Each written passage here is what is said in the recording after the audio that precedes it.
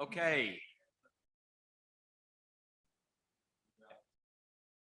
Allison, how are you?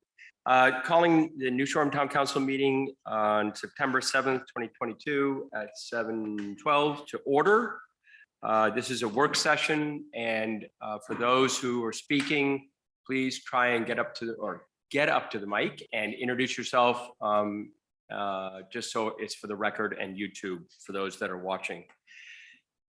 The goal of this session in all the points is really get ideas up on the board. And hopefully we can talk about some action items, but especially as we talk about the first item, of which there are only 2 on the agenda, my hope is that we can just list ideas, throw ideas up, and then start talking. We'll go through the council first and then include the public to be able to get as many ideas up as possible.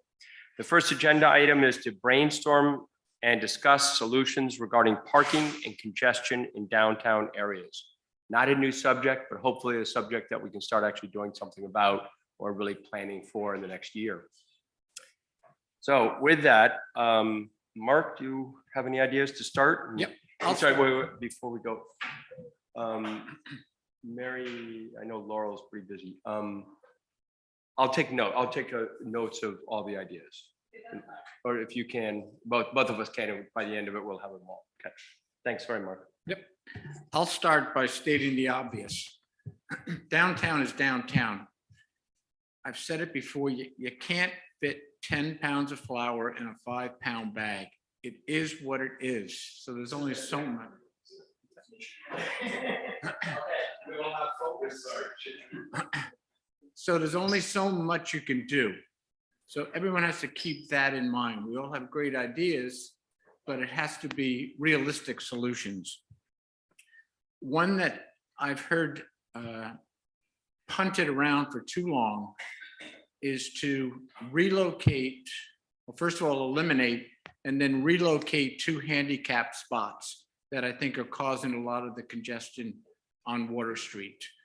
Right now, there are 2 handicap spots, one being in front of the arch where the Ragged Sailor is, where the arch for the ice cream place is.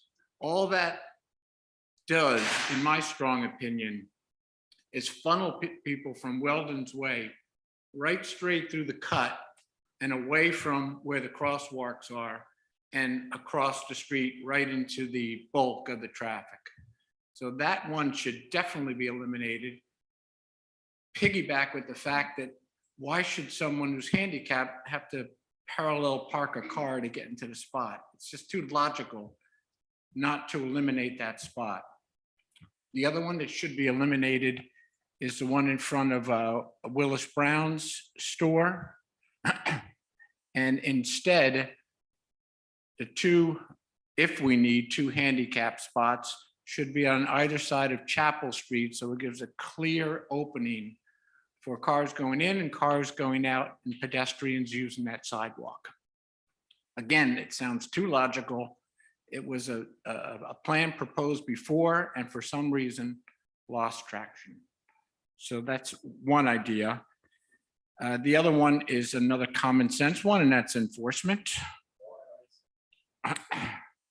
And it's enforcement, which I see lacking considerably during the summer months, especially on Water Street. The example of that, enforcing the existing laws.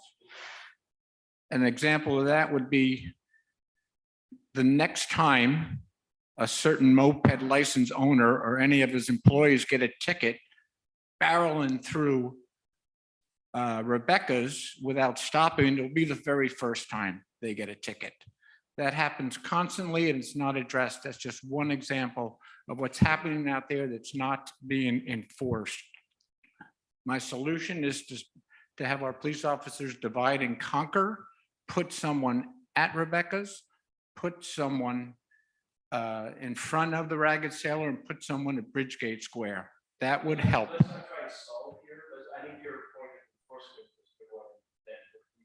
I'm giving a ways and a means to do it. I know, but Okay. there are, you know, that's their.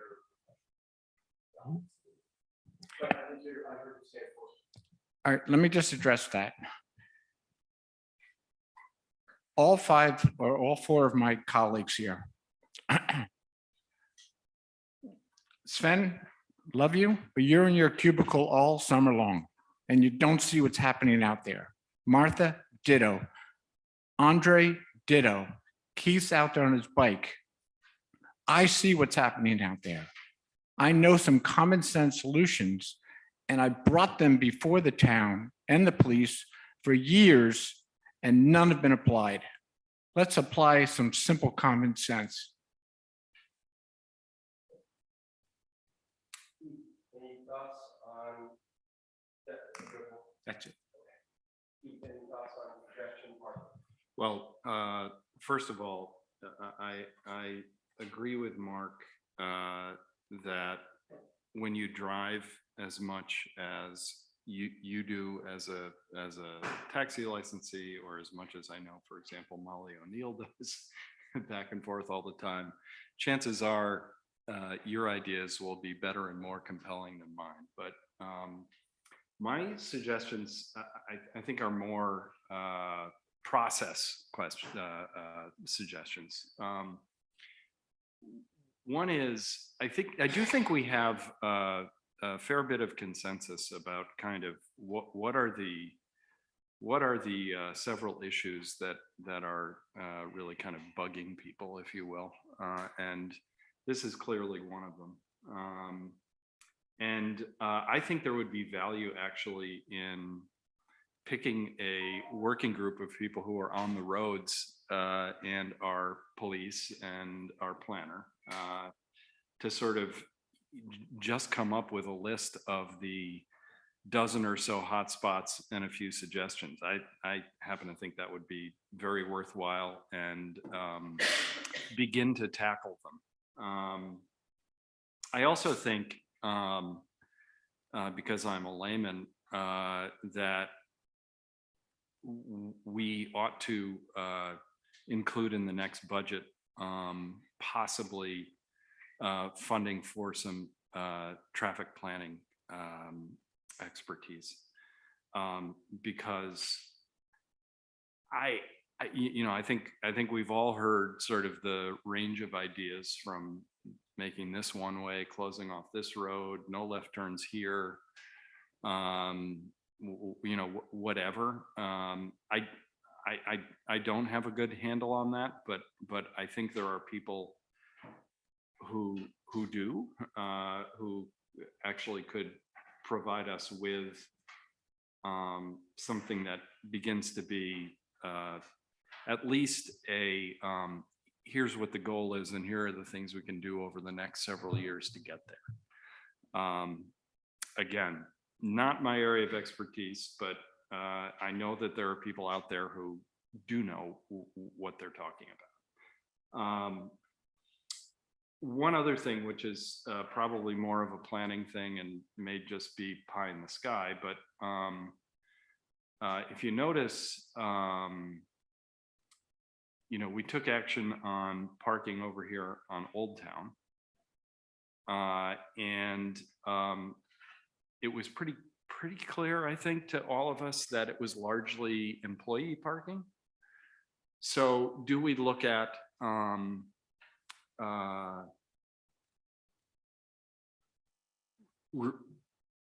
somehow reducing the amount of employee parking that needs to happen?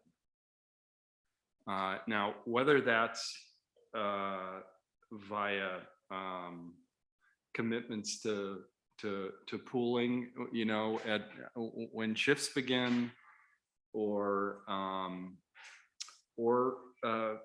putting requirements in the various conditions in the various permits that focus on reducing the number of parking, or whether new developments or new applications for permits are required to have more parking than they have now. I don't know what that looks like, but I think it's a worthwhile conversation to have, and a worthwhile conversation for planning to have.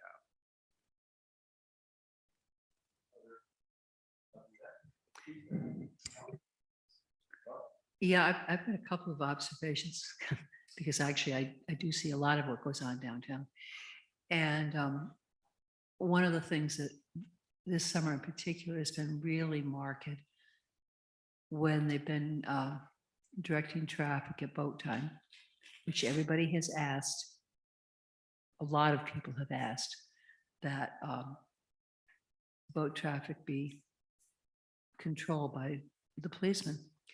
People come down Spring Street, people come down High Street and see the line of traffic that's going to last about 2 minutes and start yelling about the traffic. And I really want to go out and say, look, you asked for it, you got it. I just, the level of incivility, the level of just plain lousy drivers, the level of impatience. I've obviously been downtown all summer. Into two whole different issues here. You've got parking, but the vehicles are too big. This is an old town. We're like Boston, and we're not gonna tear everything down and build great big wide highways to accommodate everybody in their 16 cars. That's a problem all over the island. And everybody talks about it, but when it comes down to, well, I have to have 6 cars because there's 7 people in my family. Easy for me to say, but I just think we can throw ideas around, forever, and it's not gonna, get anywhere.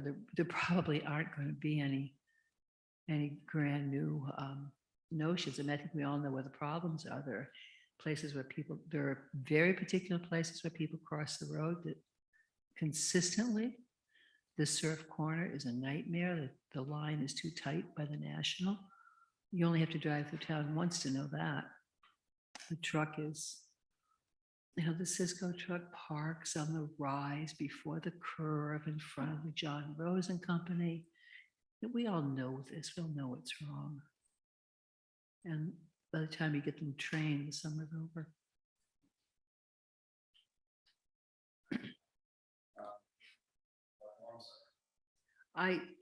No, because I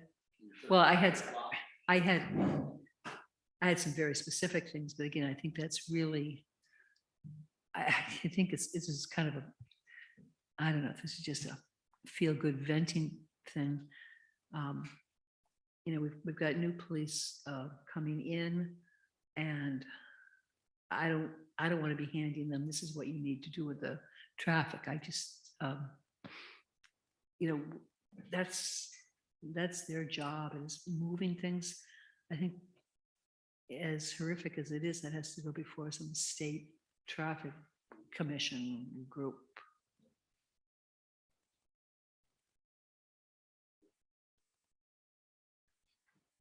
The one that I forgot is getting a handle on what our authority is to regulate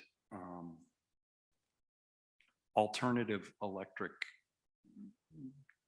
I don't want to say vehicles because they're not vehicles. That's part of the problem, is they're not vehicles and sort of not regulatable. But I think actually the fact that they're not regulated yet may actually be an opportunity for us to paint the picture that we want on those vehicles. I think we've all seen them, and there's a real range. As someone who, I got an e-bike this summer and used it a lot, but it also doesn't have a throttle. It can't go fast. It doesn't go unless you're pedaling it. And then I see someone who's also on something called an e-bike, who's going 40 miles an hour with a throttle, and the pedals haven't made a single revolution. So, but then I've also seen scooters that what we would call scooters, but now they have seats and a throttle. I've seen them by you at Malcolm's. That's, for some reason, I've seen them around Rebecca's most of the summer, but they're all over the place. There are those single wheel things. I'm not sure what they're called, showing my age, but there are I know that we do have a prohibition against skateboards in town, you know, and I'm sure there's something that I either haven't seen or is coming on the market in the next month that adds to this. But it's sort of, to, you know, to Martha's point, there's this proliferation of different types of vehicles too. I think following up on Martha, one of the things that I've noticed just in our own lives is the cars, everything seems bigger. You know, and Cindy's not necessarily involved, but I mean, it doesn't seem like people bring more SUVs or you know, it just seems bigger somehow, and that's going to require you know, more active enforcement and sort of I get what you're saying, Martha, but I do think we have a responsibility to say to whatever an incoming chief, look, this traffic downtown, we need to develop a strategy there. You know what I mean? Yeah.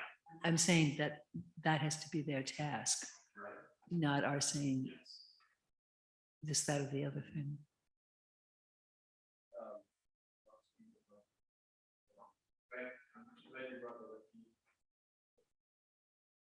So other things that I think happens, and Martha's point, all of them start to point something.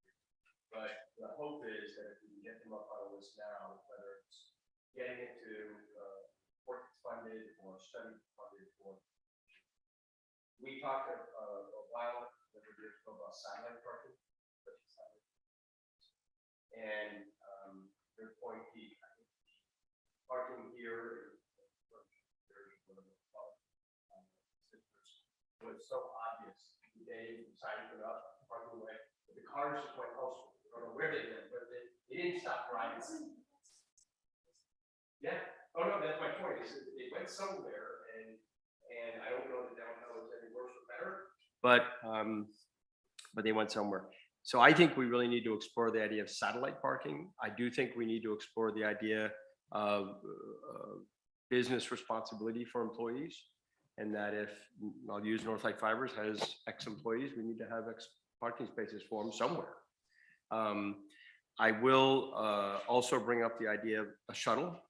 And the shuttle is as much to go to these satellite parkings as anything else. But I do believe that there is a reduction in congestion. And I know there's a big brouhaha about that whole subject, but if we can stop the number of cars and have satellite locations on town land or some land or power plant or wherever it's going to be, and you can move people around, that may be an attractive concept. I am a huge believer that all of these ideas, and as many people know here, I want to try and close part of Chapel Street. I want to try and do a number of things, but I think we need, to Keith's point, professional, serious study, and the study's got to include winter and it's got to include summer and the transitions to and from, because all of these ideas, and I hope to hear more, all these ideas would fit into or be fed into this study to see whether they're smart or not. But right now we're all sort of spitballing, and you know, we can quote Brian for One Way Brian, which still is potentially an idea, but it's sat around and been kicked around for, I don't know, what, 30 years, 25 years?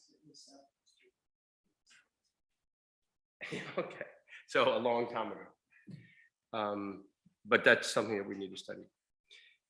The goal of this is to get other people's opinions. If anybody has an opinion about reduced or improved parking and improved congestion situations, I do see at least one hand up, but I also hope Bill McComb and Interstate, no, just joking. So let me just expand on what you said about satellite parking.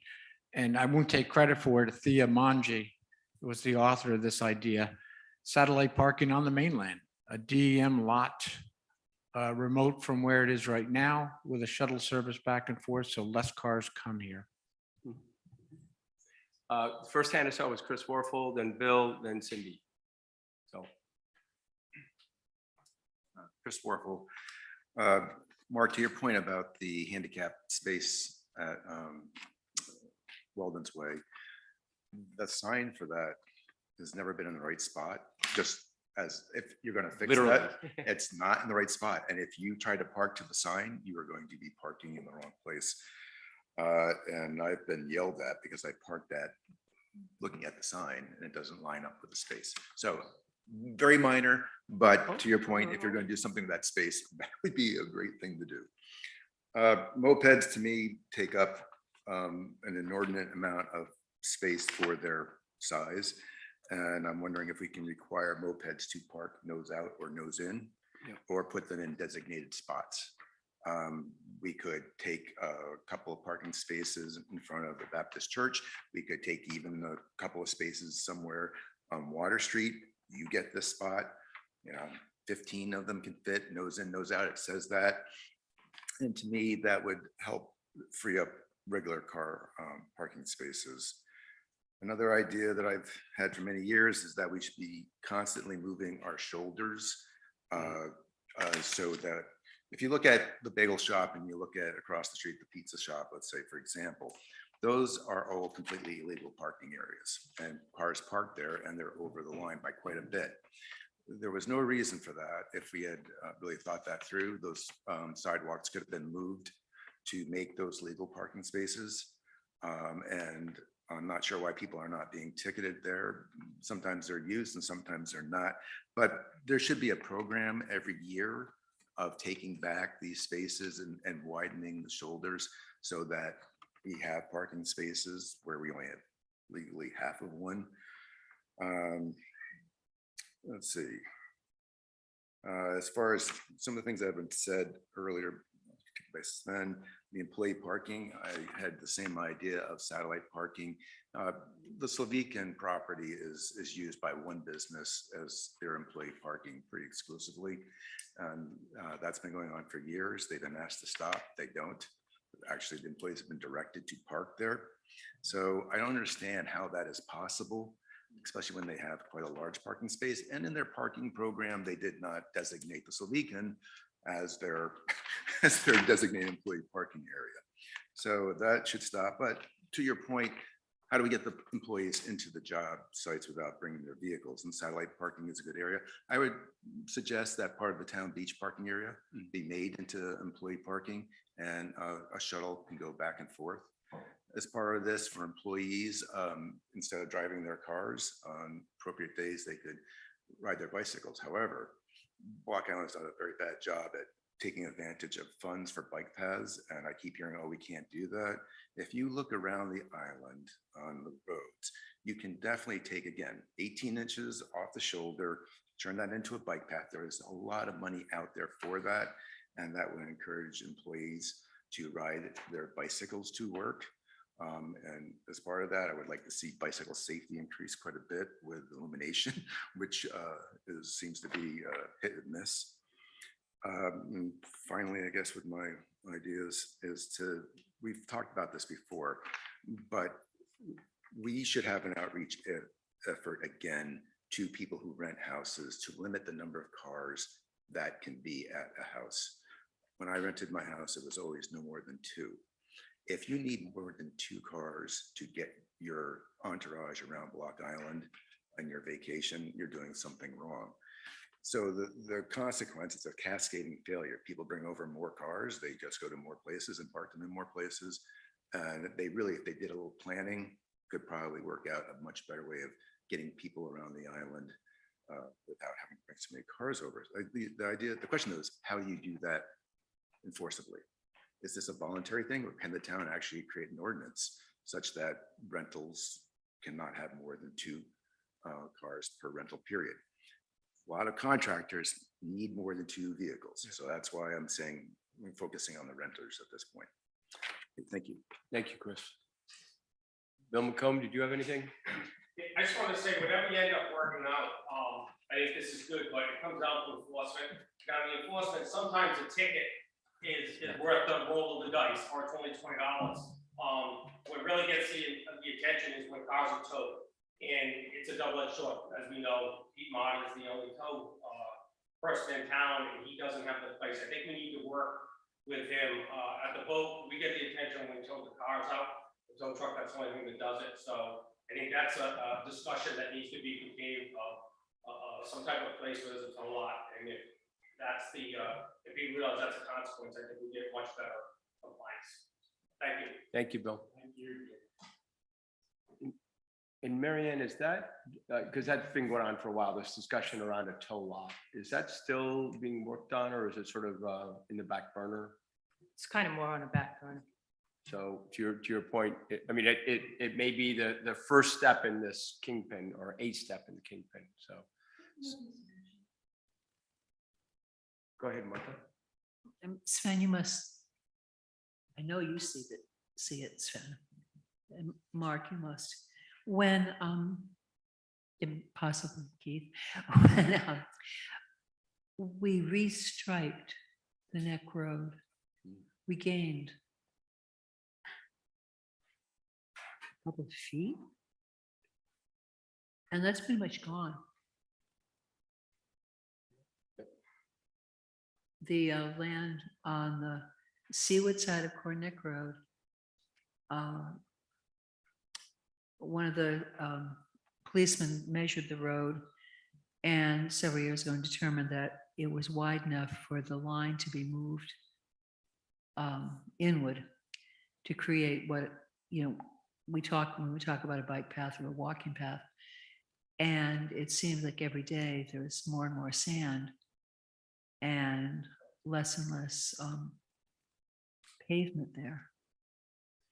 And part of that, just for everybody's knowledge, was when the walkovers were built, one of the concerns was you'd walk over and be 6 inches from the white line. And so they moved all the stripes inward and Landward. at that part, and now it's starting to fill in with sand. So, It has filled in with Yeah, it sand. has. There's very little space there. okay, Cindy. Cindy Pappas. We have a parking problem and a congestion problem because there are too many cars. Yep.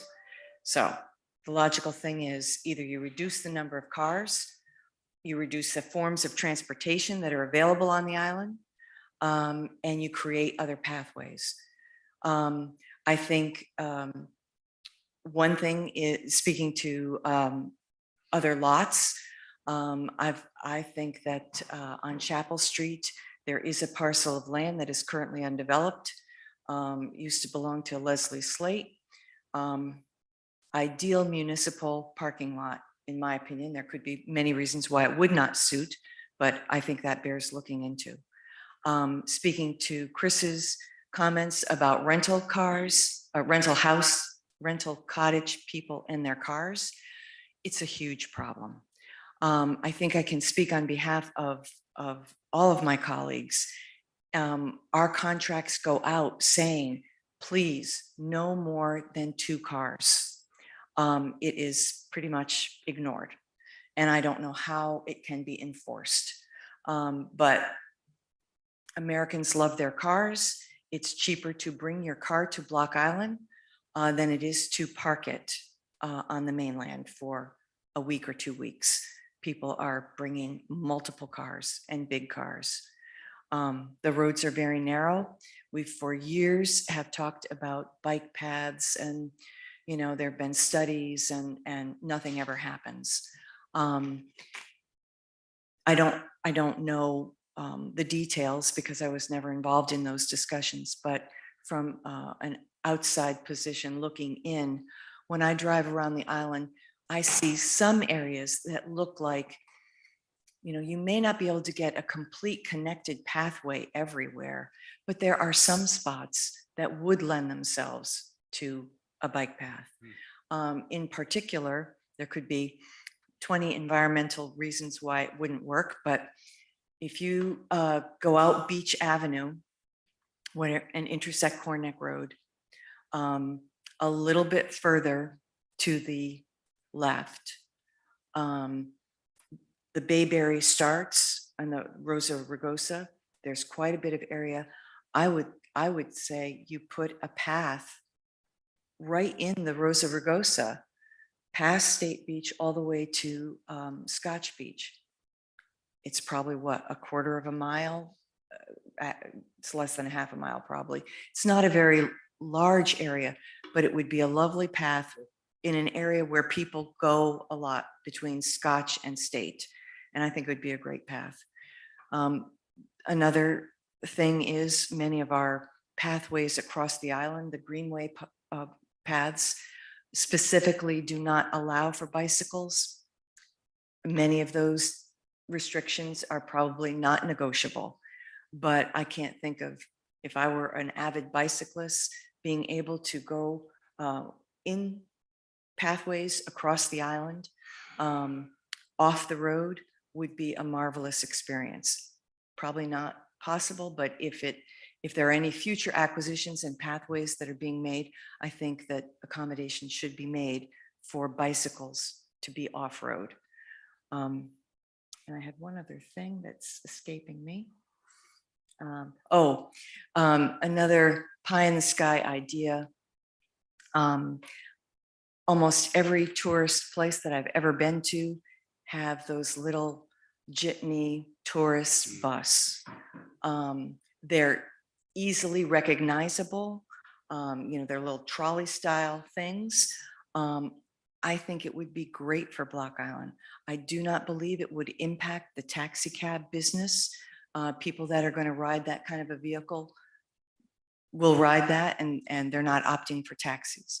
But I think if we're trying to get less road congestion, if we had that type of a vehicle and there was a weekly pass, people that come here, cottage people that are here, renters that are here for the week, you buy your kid a wristband, and you can have that trolley go all around the island, drop off, pick up. Kids could go into town, go to the beach, go to the movies safely. Parents would not be driving kids all over the place and parking their cars. So I really think a jitney bus like that would be a great plus to Block Island. And I think it would also make money for the town.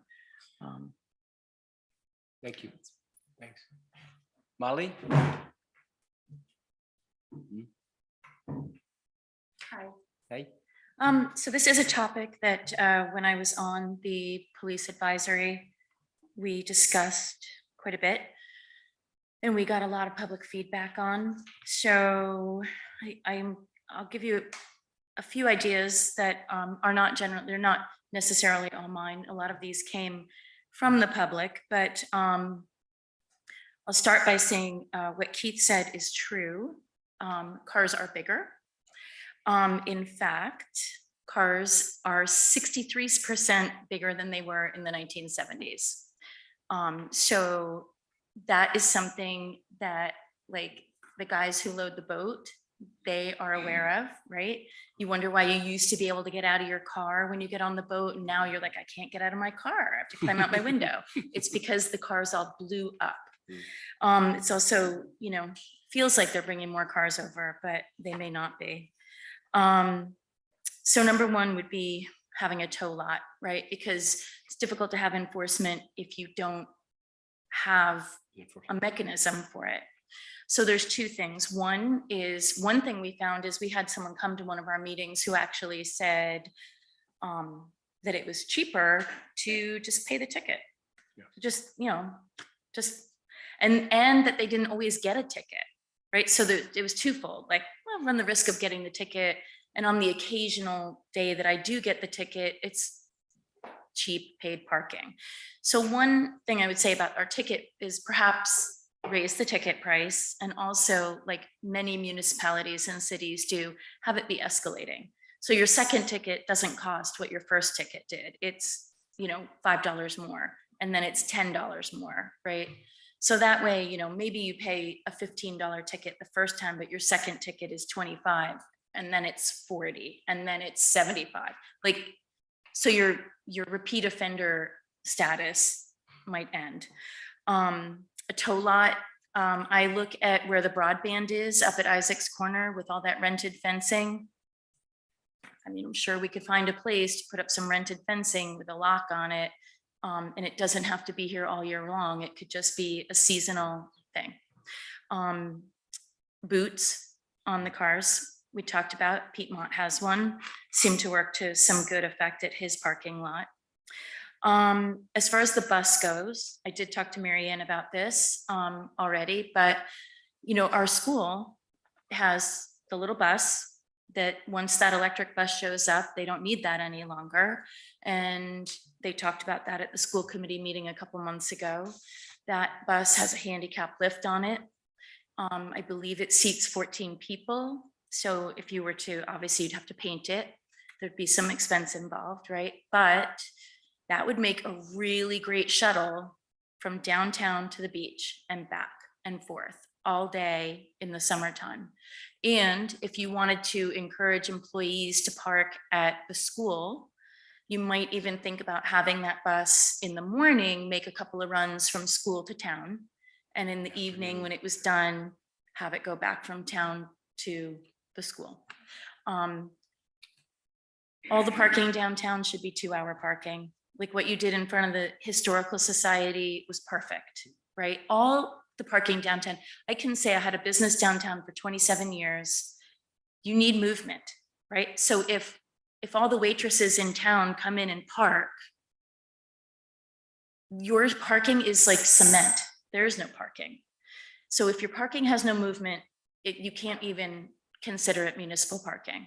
So there should be constant movement with your parking, 2-hour parking everywhere, everywhere, everywhere. It also gives somebody who has a lot the opportunity to charge for it, right? The Catholic Church might be like, enough of this, you know, you can buy a pass and park in our lot. Or somebody else who has a parking lot might be like, you know, the Manasees, right? They might be like, all right, we're gonna sell passes. There's, you know, a lot of changes can happen. Also, I just want to go back to the bus idea, right? Because if we use that as a shuttle in the summer, that bus could be available for senior citizens in the winter, school children, recreation department. I mean, I see that as a recreation department vehicle in that context. We got a lot of feedback about the parking. Some of this was brought up by Chris about the way people park over the lines. The major complaints were across from the bagel shop, by the hog pen, and running up to Bimmy, so that your vehicle, even if you don't have, I don't have a very wide vehicle. I have cars coming at me in my lane of traffic that I can't get away from every time I drive down that road. And I have a fairly narrow vehicle, right? So if I had a Suburban, I would be in their lane. They're already in my lane, right? So that's an issue. There should not be any parking there, right? But then you're like, well, if you take away parking, but I would say if it's all 2-hour parking, people are going to find solutions, right? So those boaters who are keeping a car parked in a parking space over there, infinitum, right? I mean, like non-ending, they're going to find another solution. They're not going to bring a car out here for the summer. They're going to talk to someone about parking it on their property. They're going to find a different solution. They're going to get a bike. Let's see. And then we had some definite feedback about on Cornick Road, parking in front of the monument.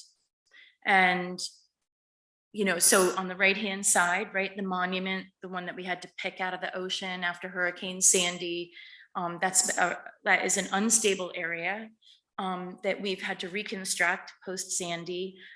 It's a little ridiculous that we are allowing vehicles to park there, or even to pull over and admire the view. I get the temptation to do that, but every time someone parks there, you have a constant stream of pedestrians, baby carriages, people with the trailers behind them with their beach gear, who are now bumping out into the road to get around that car that's parked in front of the monument, and they're missing the monument.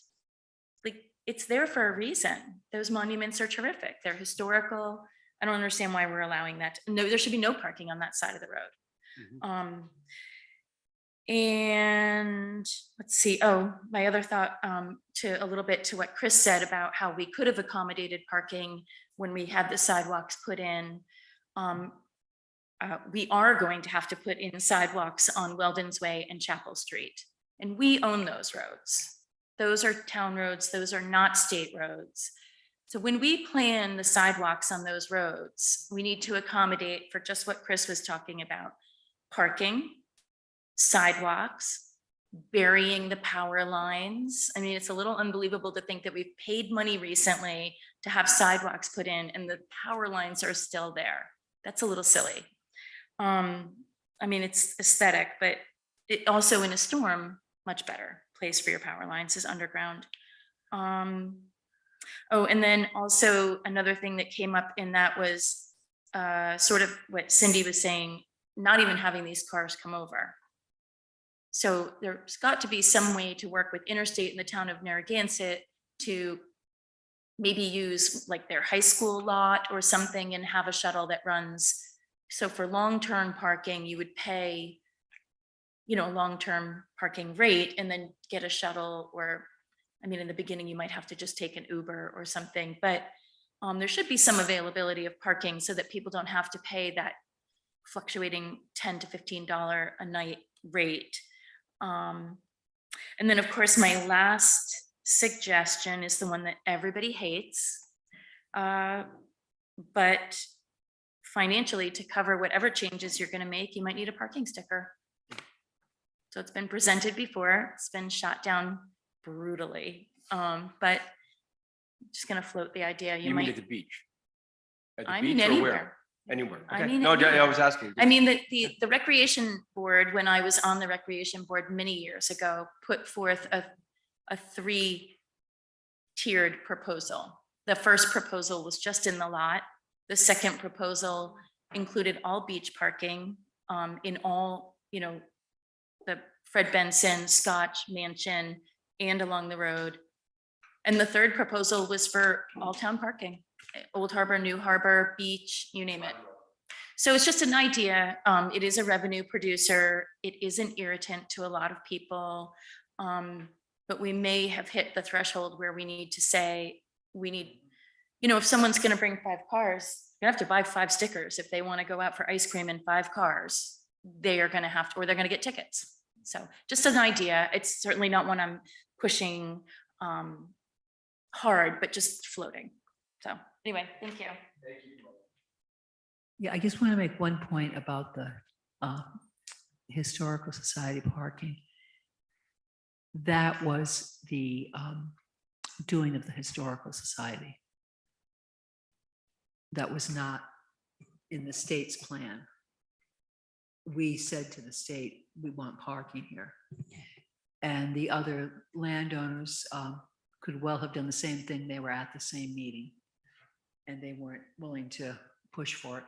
The Historical Society was. So it's not who owns the road, it's who owns the land beside the road.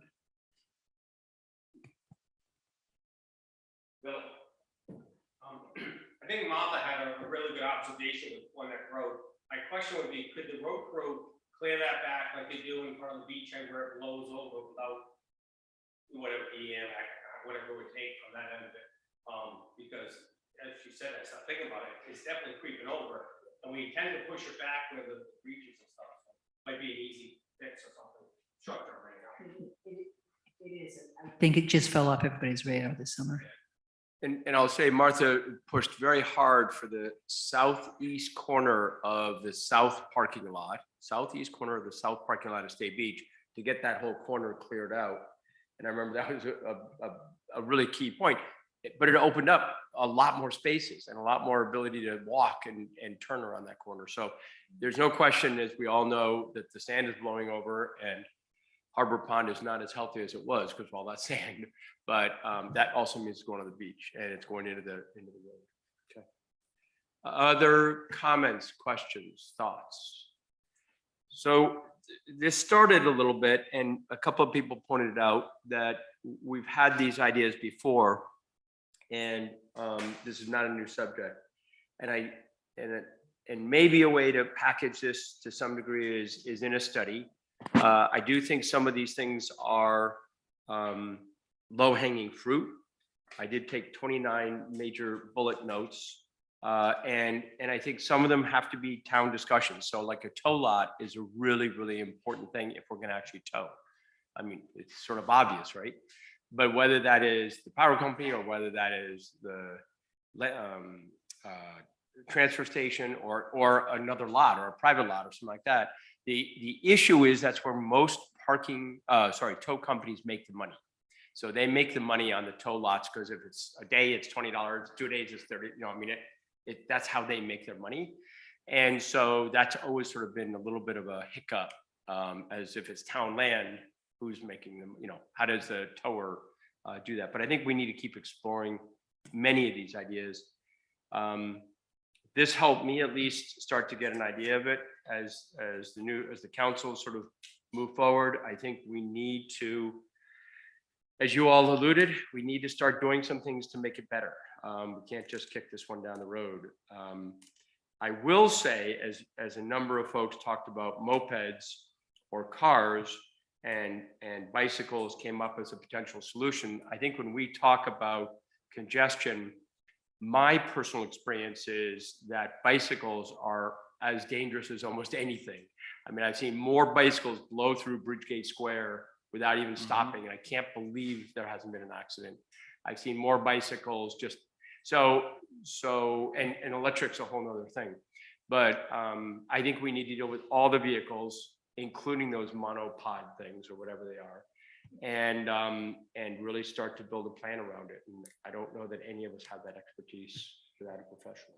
I just had one suggestion because nearly everybody who spoke had as elements of their comments things that are, as you say, relative low-hanging fruit. And I wonder whether it would be worthwhile when you have the list to divide them into things that we can simply act on. Low, high. Yes. Yeah. And then there's a bucket that is more about near, mid, and long-term plan. But I don't want some of the things that are pretty straightforward, say enforcement priorities, or Molly raised boots. I don't know, maybe having boots for no parking areas is significantly cheaper and just as effective And as very visible. figuring out a ferry lot. I mean a ferry lot, Satellite. a satellite lot or a tow lot.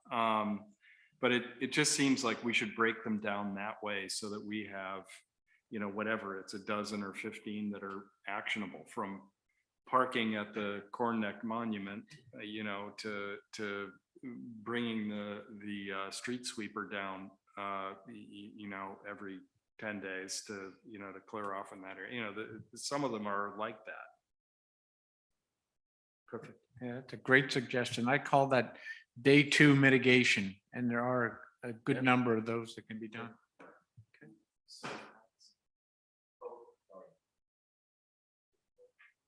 Any other questions? One second, Chris, if you don't mind. Allison, do you have thoughts? Sorry.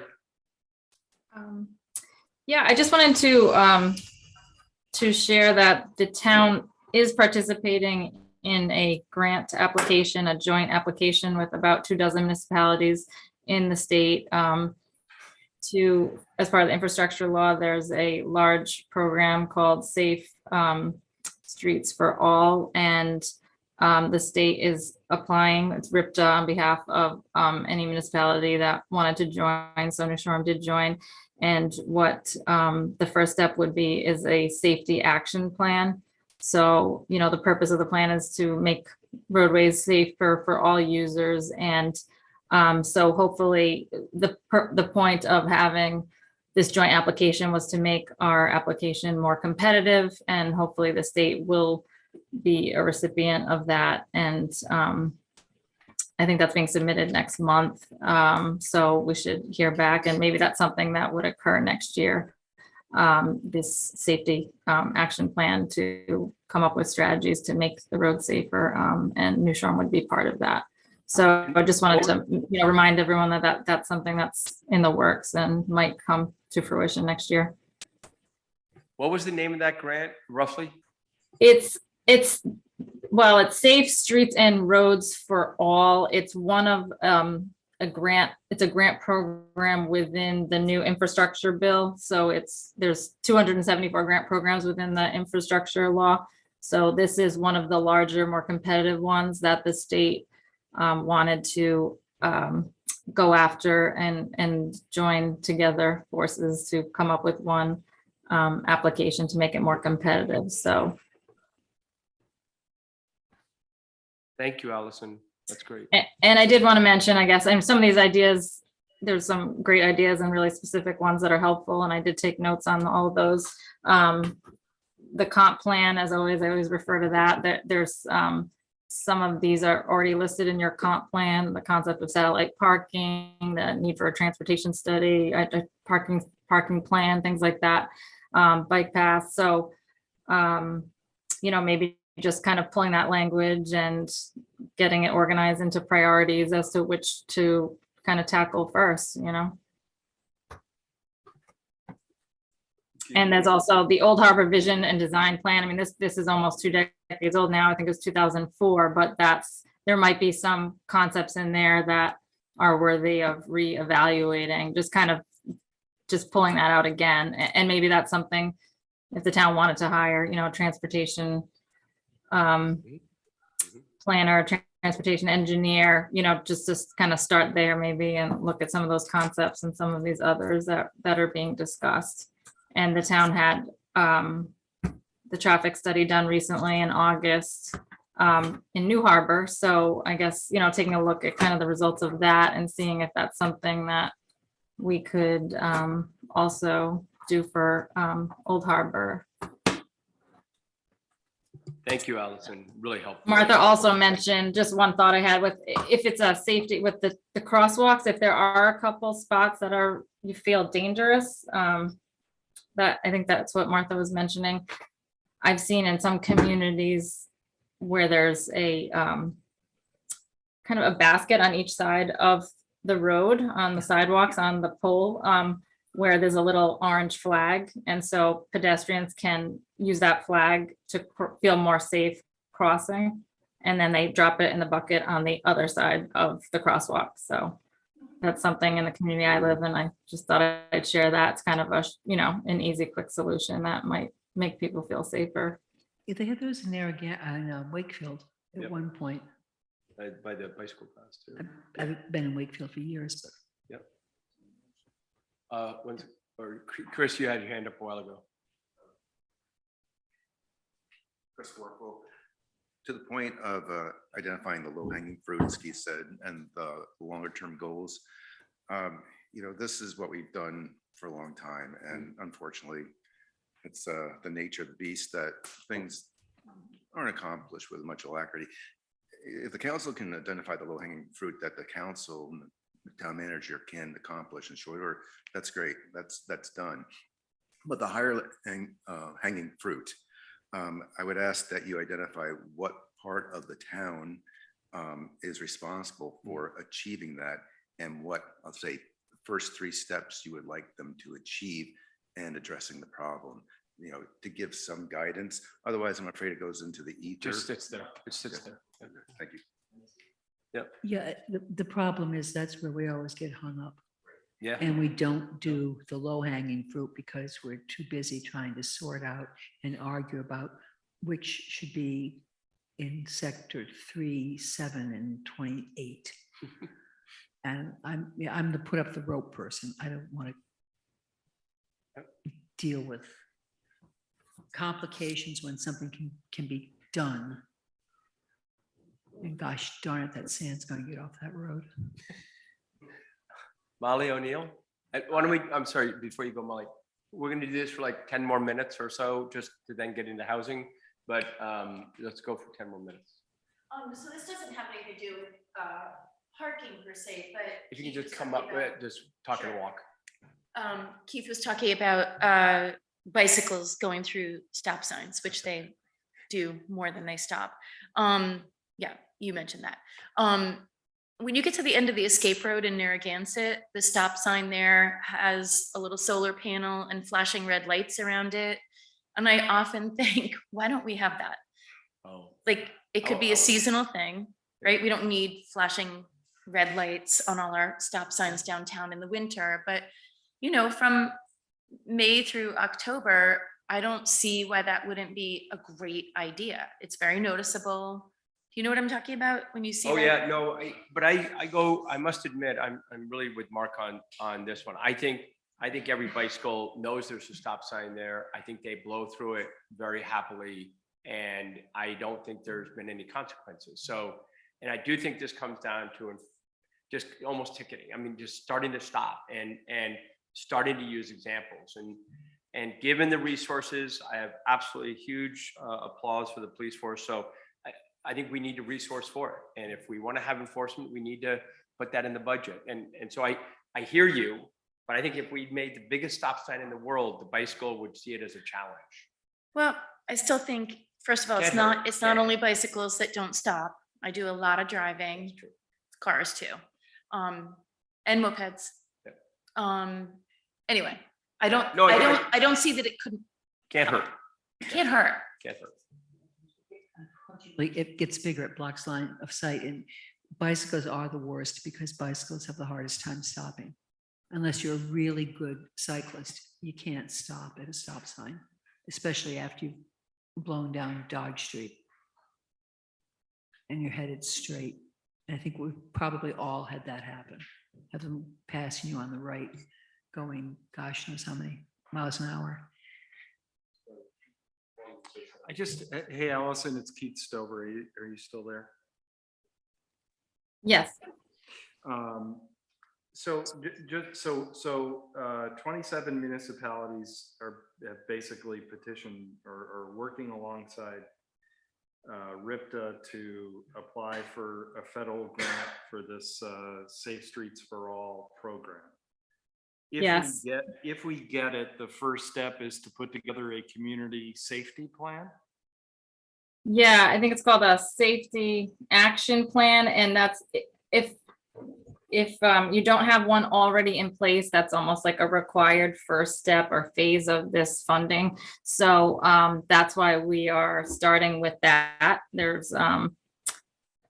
There might be some communities in the country or some states that have one that meets federal requirements, that official kind of safety action plan.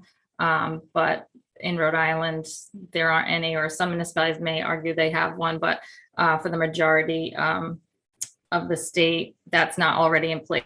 So that's kind of the required first step. And once you have that, then they future funding should follow to actually implement the strategies identified within that safety action plan. Great. And is there, I'm just speaking a declarative sentence. We should have community input like this as we're developing our Safe Streets plan. I would hope so. You know, again, we're kind of the application. We haven't seen the final. Yeah, no, I application. know it's, I know yes. it's down the road. I just, I do think, you know, it's amazing how different people pick up on different things. And I think having as broad a group as possible. You know, it's amazing. Chris came up with things that are different than what Molly came up with, that are different in some cases than what Bill came up with, and they're all, you know, valuable and sane. So having that kind of input, not only sort of for the safety plan, but also to sort of hone the edge of what our priorities are for future federal funding, I think would make some sense, so that if we get some money, we can move. All right. Thank Right. you, Allison. Yeah, yep. Once again, social code. I won't repeat all my suggestions because they have been brought up, but So you have parking at your house. in my, oops. But I couldn't help be tempted to comment on the sand on Corneck Road, because it ties in with discussions we've been having at the Sea Level Rise Committee. Is it possible to have dune fencing placed in such a way that it discourages sand from blowing onto Corneck Road, as well as helping the dunes grow, which then protects the Corneck Road from storm surges. And if I'm not mistaken, mopeds don't do well on sand, nor do bikes, right? So it would be a safety issue. It could be a solution to sea level rise and storm surges. And it could be a solution to widening the road. And that's it for me. Thank you, Sasha. Really good comment. All you need to do, we've done this already. All you need to do is sweep the road. We're getting down that rabbit hole of complication. And we talked about snow fencing before, and people may want to revisit it, but I'd hate to lose that vista. Put it up in the winter.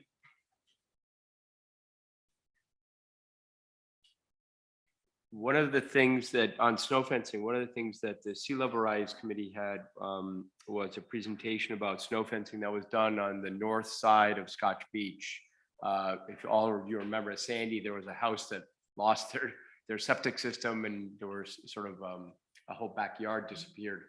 And it's amazing what the snow fencing has done there, and sort of not high necessarily, building out and changing. So it was a really good thing that the Sea Level Rise Committee sort of had studied from a landscaper here on the island. So, Bill McComb, good. Thank you, Sosha. I'm glad to see this being put forward. I think it's important that people realize, particularly with the low hanging fruit, as you call it, that it gets addressed sooner than later, because a lot of these things have to go to the State Traffic Commission for approval, and there's a time frame with that. So I think it's great that you would bring it up now, and I think on those ones that I identified early, put those in motion. I think would be beneficial, particularly because of the process. It's a little bit different from town roads to state roads. Thank you. Last call for any comments, and then we'll move to housing. So next steps, Marianne, I'll write up these notes that I have. You compare them with yours. We can sort of come up with a summary, and then sort of prioritize into a high-low, process. And I think the aspects of, as Chris said, how do we make sure that some of the long-term big ideas don't just sit on the fence, snow fence, get it? Sit on the fence is a big one. And the comments about the school bus, I hadn't even thought about. So, okay, on to, thank you all very, very much. Thank you, Allison, but don't go anywhere, wherever you are in the sky. Second item is discuss affordable attainable housing. I'm going to just read down the list. The first is review town properties for development opportunities. Second is sale of town-owned conserved properties to conservation groups. C, review easing restrictive zoning ordinances to promote development of affordable housing. D, other housing ideas. We'll try and do these sort of sequentially and keep focused on that topic. And then if you have other ideas for the other, please don't lose them. Marianne or Allison, you guys want to sort of cover the first one, which is the review town properties for development opportunities? Because I think you wrote a note. So what you have, I think you all have the Yep. memo that was written. When we could go through the memo, what I prefer to do is something like the Boyle O'Brien is Cindy's here. She can probably be the best update where she stands, where the housing committee is with the Boyle O'Brien property. And also we can talk about the award of the $250,000 municipal grant that we did receive. And then we can just go through the other ones as we go along. I think that'll probably be the best way to do it if the council's okay with that. Good for me. Can I just ask a question? Do people know what we're talking about here, which is a memo that was from Marianne to the town council? And some people were CC'd, or most people in the audience don't know? Was that put up? I need to check if that was put up on Clerkbase. Was that on Clerkbase? Yeah. Yes.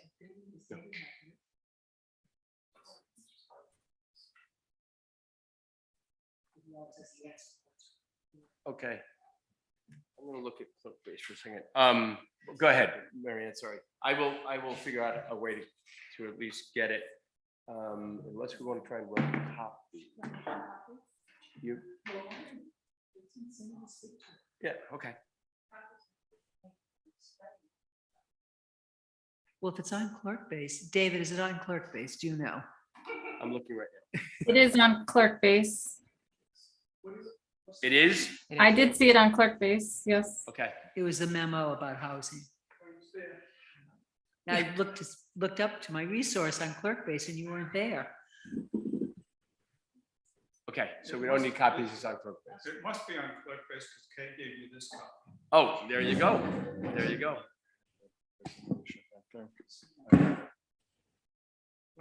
Or Keith, here. Go ahead, Mary Ann. Keith?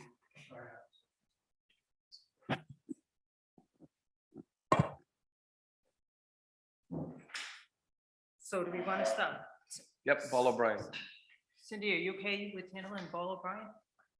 Sure.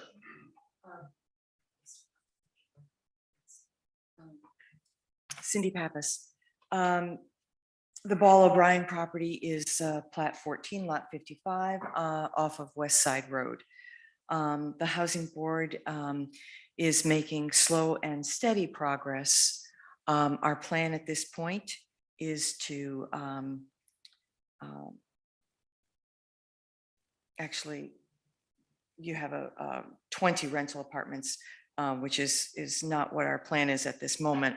We're looking at a total of 16 units, 10 rental units, and 6 single-family houses that would be for sale. So 10 rentals and 6 for sale. We have Barbara Bester, who is a Block Island property owner and architect who has been assisting us in the conceptual and design process. We have hired Barbara Sokoloff and Associates at the strong recommendation of Rhode Island Housing, and great firm that is guiding us through the design requirements that Rhode Island Housing insists upon in order to be grant worthy. And so we're working on that design steadily. Great news due to the astuteness of Allison Ring. Say it again. The astuteness of Allison Ring. She identified a grant that we were able to apply for. Allison was instrumental in getting that going for us, and happy to report that we have $250,000 grant towards the infrastructure of this project. So we also anticipate that we're going to have some excellent subsidies to help this project be as energy efficient, and solar components to it. And we believe that we will have some great funding coming our way to cover those sources. So that's it in a nutshell, but progress is happening. Happy to answer any questions. Yeah, I have one, Cindy. Because the large print giveth and the small print taketh away, that grant money, does that tie our hands on what we want specifically for Block Island? For example, we want Block Island residents to get these places. Does that money prohibit us from demanding that? Well, when you use any state or federal funds, any grant money, you must adhere to all federal fair housing laws. So if there is state or federal funding for this, you would have to advertise, as we have done with our other projects. You advertise in the state of Rhode Island for any applicants that fit your financial criteria, and they can apply if they are residents of Block Island. Now, to become a resident is, in the eyes of the state, pretty straightforward. You can register to vote. You could register your car here. You could do any number of small things that don't really mean you live here year round to qualify. We have advertised in the past, according to state guidelines. We have never had an applicant from off island. apply for any of our housing. Could it happen? It's possible. It would Um, still have to be your primary residence. correct? Absolutely. You have to live there full time. It has to be your primary residence, and you would have to meet the income guidelines. So, The term I gave it when we were brainstorming this 15 years ago was subsidy extortion. Sure, it sounds like great money and free money, but it always seems to come with some kind of. I think they've got a pretty good track record. A lot, I remember the tremendous fears when East Earl's Ball was built. And none of those materialized. Mhm. If anybody else has some first. Okay, so we, and maybe, so we met with, I have to say it, the housing czar, and talked about project management, talked about how to get this up and running. Should we do that again now that we've gotten this grant and sort of kick that back up into full speed? Or do you think that relationship with Josh is well oiled? That would be ongoing. We're hoping to be able to submit an application for grant funding this fall. There's a fair amount of money available in the state. Yeah. So we need to get our application in, and we're, according to our consultant, we're on track to be able to submit that application. You know, at that point, we would be interfacing with Josh once that application is in front of them. We're hoping our lobbyists are going to be going to bat for us as well. So it's a little premature at this point till we get that application in, but we're hoping that we're going to be competitive. I guess when we were there, and Keith probably knows more about this from his background, it seems to me that, especially now that he's got money and he's got resources, given the budget, one of the things we talked about there was quote unquote the beta test, and you know, how do we become sort of this test site for the state? I would urge, and I'll gladly participate, that we, especially on this project, that we keep him close in the loop. And my urging, and again, Rick McCullough would know better and others, I don't want to say the thorn gets to, you know, the prize, but I think being close and getting him in the inner circle, or one of his team in the inner circle, is going to only help us. He is not, I don't believe. I mean, that's, Keith, I don't know what you're thinking, but I think early.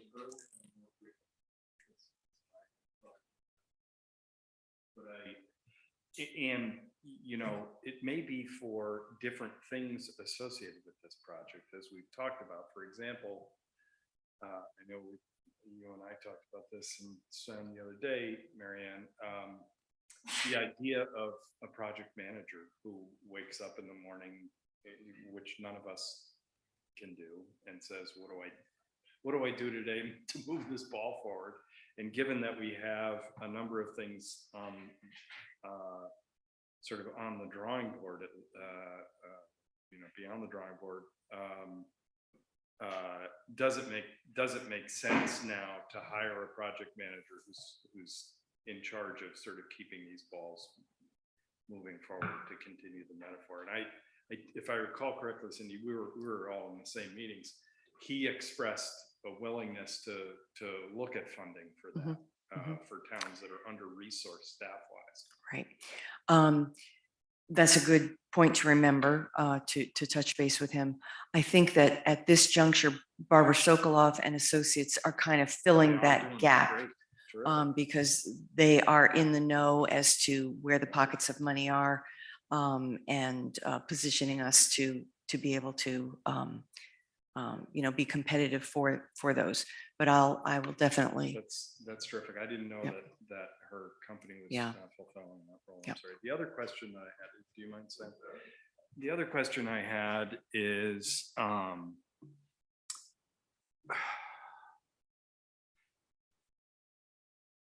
the ownership rental breakdown, if I recall correctly, at least some component of it is financing, sort of the financing model. So I'm just sort of wondering if money were to fall from the sky, would it be your desire, our desire, to have to increase the number of rentals, same number of units, but convert some of them from, say, a home ownership model to a rental model?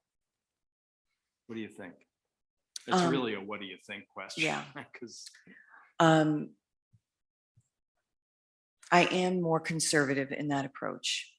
If the housing board is contemplating 10 units at this juncture, the town is contemplating at the Thomas property, how many?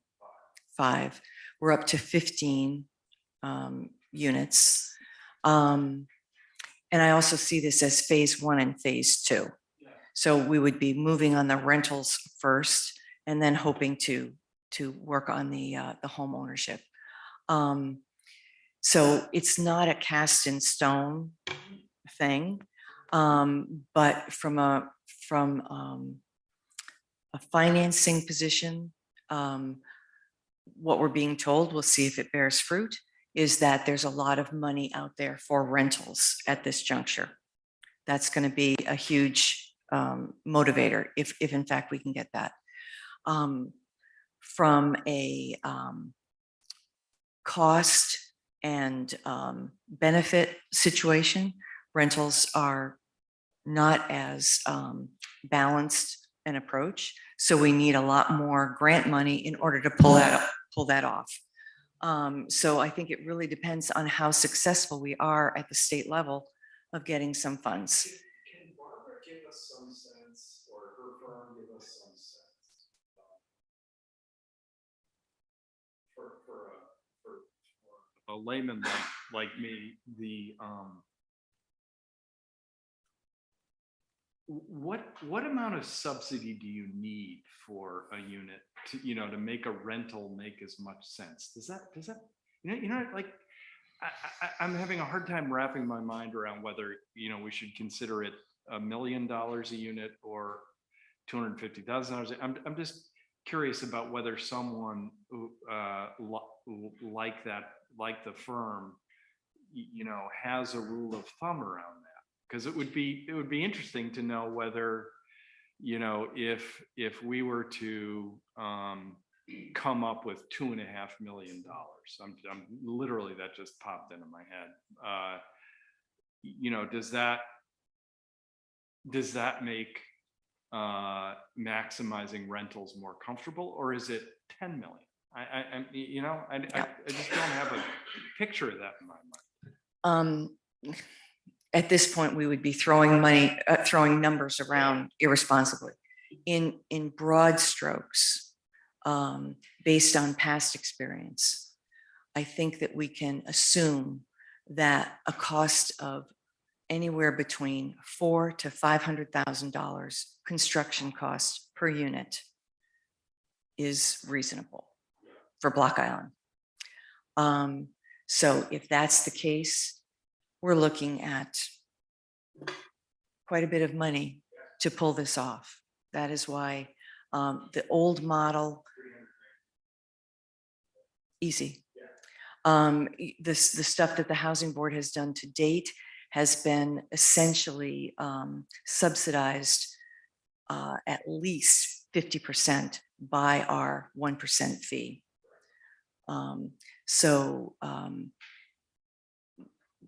We don't have the income stream to do a rental project of that magnitude without a significant influx of grant money.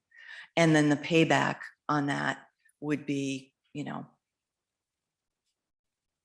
30 years or more. It's a very significant period of time. So to pull the rental plan off requires either a town funding of some sort or an infusion of grant monies. The Housing Board yearly income will never be able to pull that off.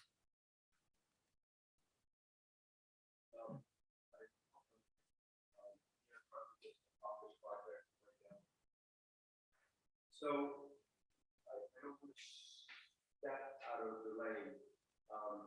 If there's ever a chance to would be some. I would love to understand how Barbara Sutherland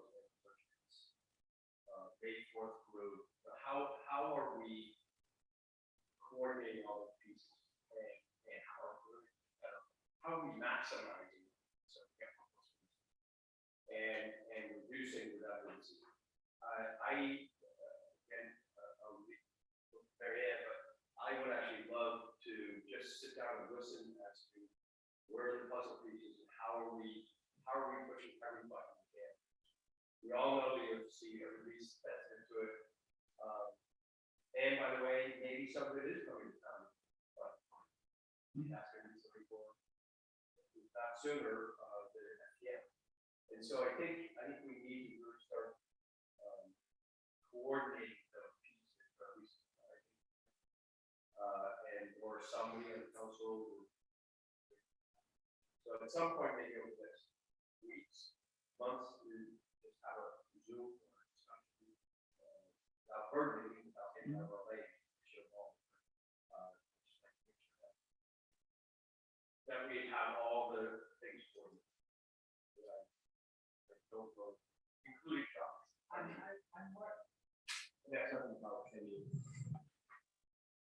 I'm more concerned that, you know, the town be supportive in whatever way it can. I don't think the town, I mean, the housing board has a track record.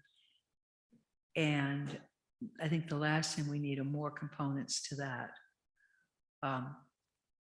If I haven't made it clear already tonight, I just really think complication kills us. And we gotta stop making ourselves get overly complicated. I think the housing board is working on this, and any information, anything that anybody can do to help, certainly, you know, we're behind it. Well, I believe a couple of weeks ago, I sent the council a memo essentially underscoring that issue. That, you know, we've got various directions that the town is going in, various projects in front of us. And I think it's essential that we do keep in communication so that we're not overlapping efforts or creating redundancies. So more communication is good. And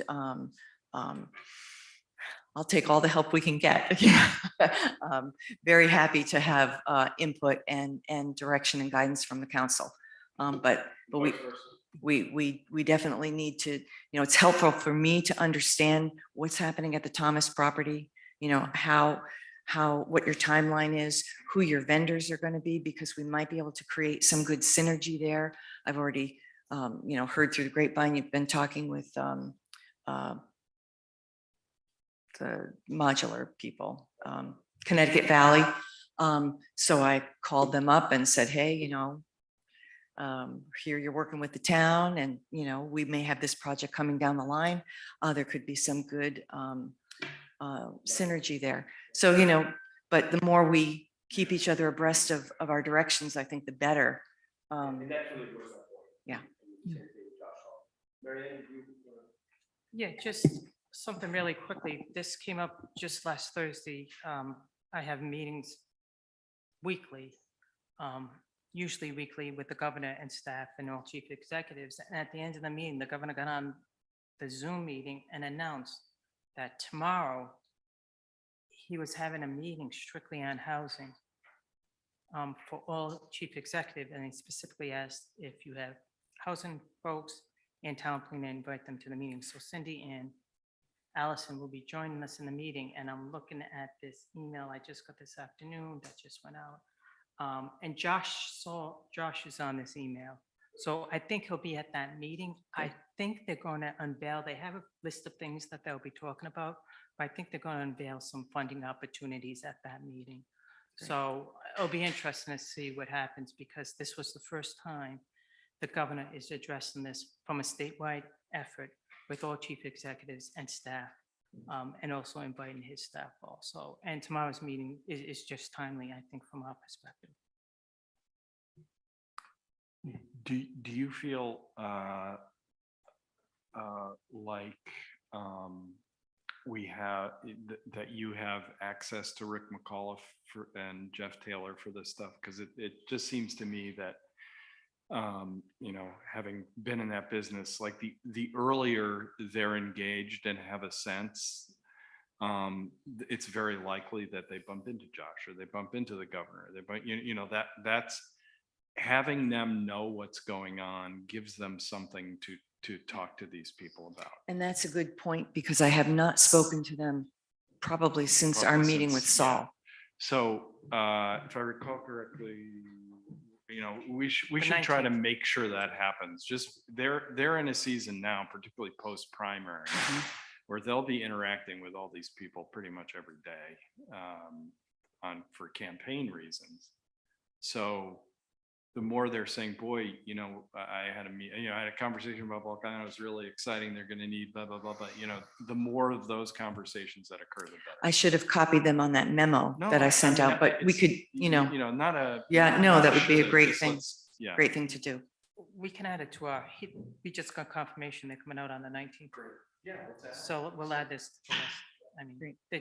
we just received that confirmation today. Hmm.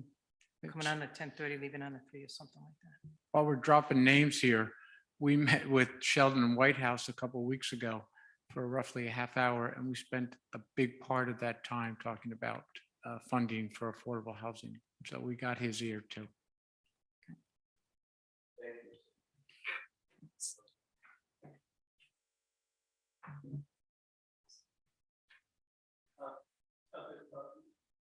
Okay. Thomas Properties. So as you all know, Thomas Property, we did get the ordinance amended. We are in the process of waiting for bids from Connecticut Valley as to what it will cost us to do that project. Keep in mind, when we came before the council regarding that particular project, we talked about, because of funding issues we have enough money, I think, for what we're calling phase 1 and phase 2. However, we are asking for pricing for both phases to see if at this point the council wants to explore a special financial town meeting to get the project done. As you know, we need to go before planning on this project. We are slated to do that sometime in October. We're shooting for the October planning board meeting. And if we need additional funds and we wait until May, it'll be the May financial town meeting. But that project is moving along at this point pretty good.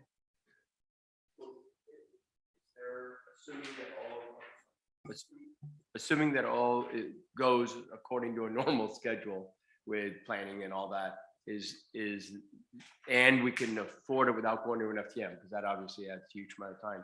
Is there a sort of a rough timing or conceptual We're looking schedule? at probably late spring of 2023 for the modulars to arrive to the island, which means most of next summer we'll go through the construction process of those and hopefully ready for Occupancy? availability, late fall, early winter. Again, supply chain issues and all that aside, Yeah. but you know, I think that's. But what that just we're- helps, I'm sorry, that just helps me understand. Yeah. Put my head into September or whatever, you know, whatever it is. Thank you.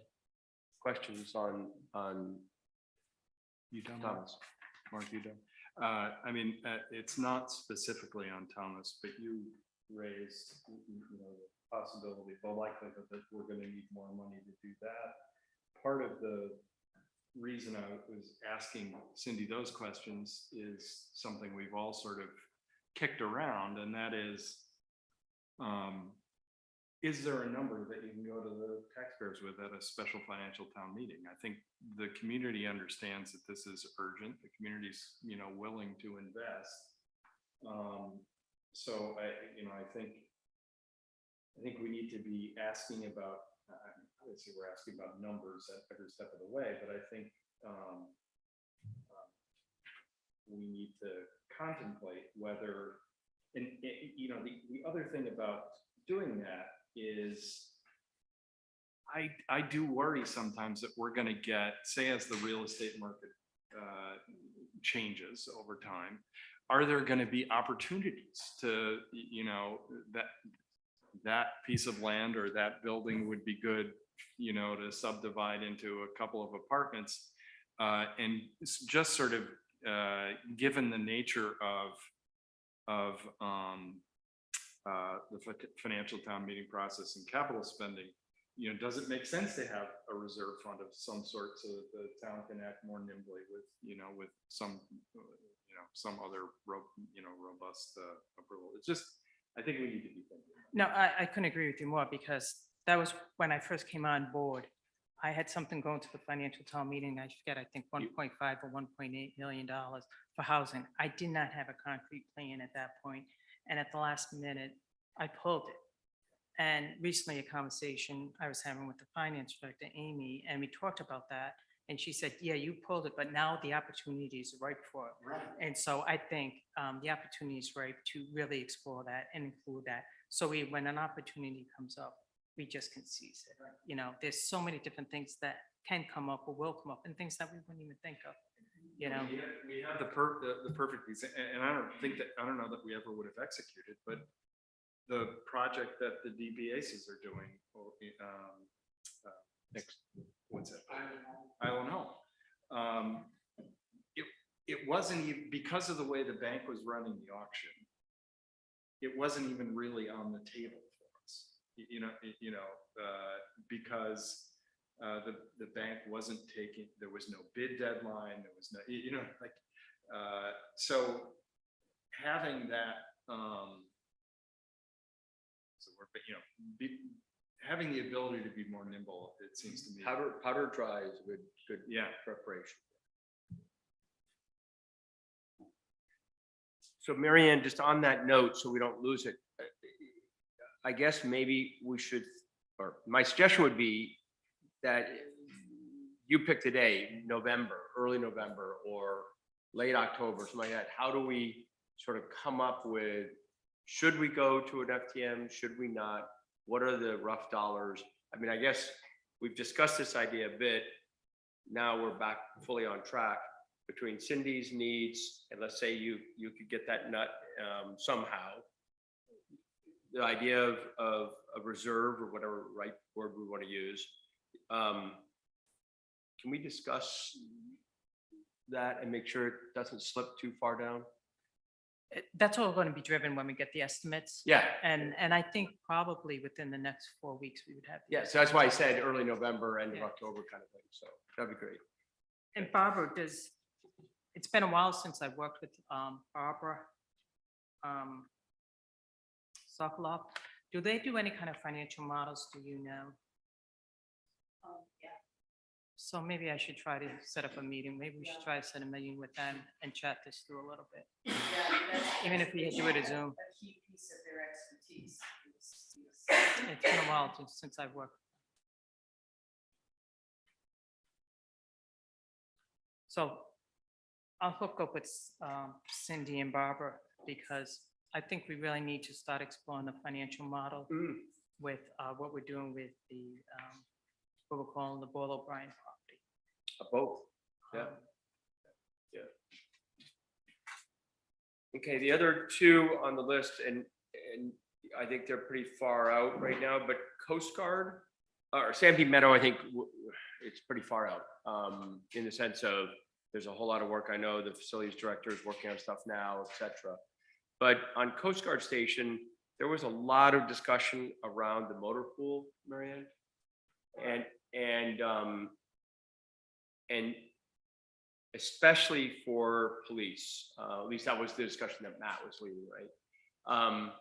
One of the things that really has come to my attention, of course, Phil just left, but come to my attention is sort of the need for housing. I'm going to use the word appropriate, and I don't mean that in the wrong way, but like, if I'm a retired police officer coming to the island, do I really want to be in a dorm, or what kind of conditions? Where is the whole motor pool Coast Guard Station police? Where's that going? Where is that? So we did put we do have some funding in the capital budget Yeah, with that. yeah. At this point, it's somewhat on hold because we're in transition with the police chief. Okay. Matt had some ideas. Hmm. When the facility director had spent time with the interim police chief and spoke about the ideas, and he had a little bit of a different idea. So we decided, let's wait for the new police chief, because the two of them had two different ideas, and I liked one a little better. And so with the new chief, we need to get the new chief involved with that conversation.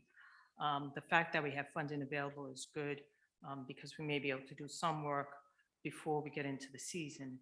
It may not be completed the way we want, but it'll be something that we can start moving forward. And there was different phases of that also. Okay. So your plan is to, over the next few months, or as soon as the chief comes on board, that's a pretty big priority. Okay, thank you.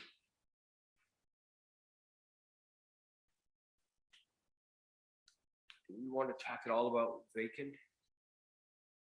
So what I asked Allison to do, and with the help of Cindy, they looked at all the town-owned vacant lots. They came up with 2 lots in particular that are somewhat ready for construction, a single home construction. I look at these as a little further down the road, like the other ones, but it's something that I think we can keep in the hopper as we move forward and as we get to the point where we understand, once we get through the Paul O'Brien and the commitment of those properties, the commitment of the Thomas properties, then we'll start seeing what we may need. Maybe as we get through Paul O'Brien, where we have, I think it's 4 single homes she has on that, 6 home ownership. If we get an interest of 8, maybe then we'll start exploring those properties to fill those needs. I'm sorry, Cindy. Go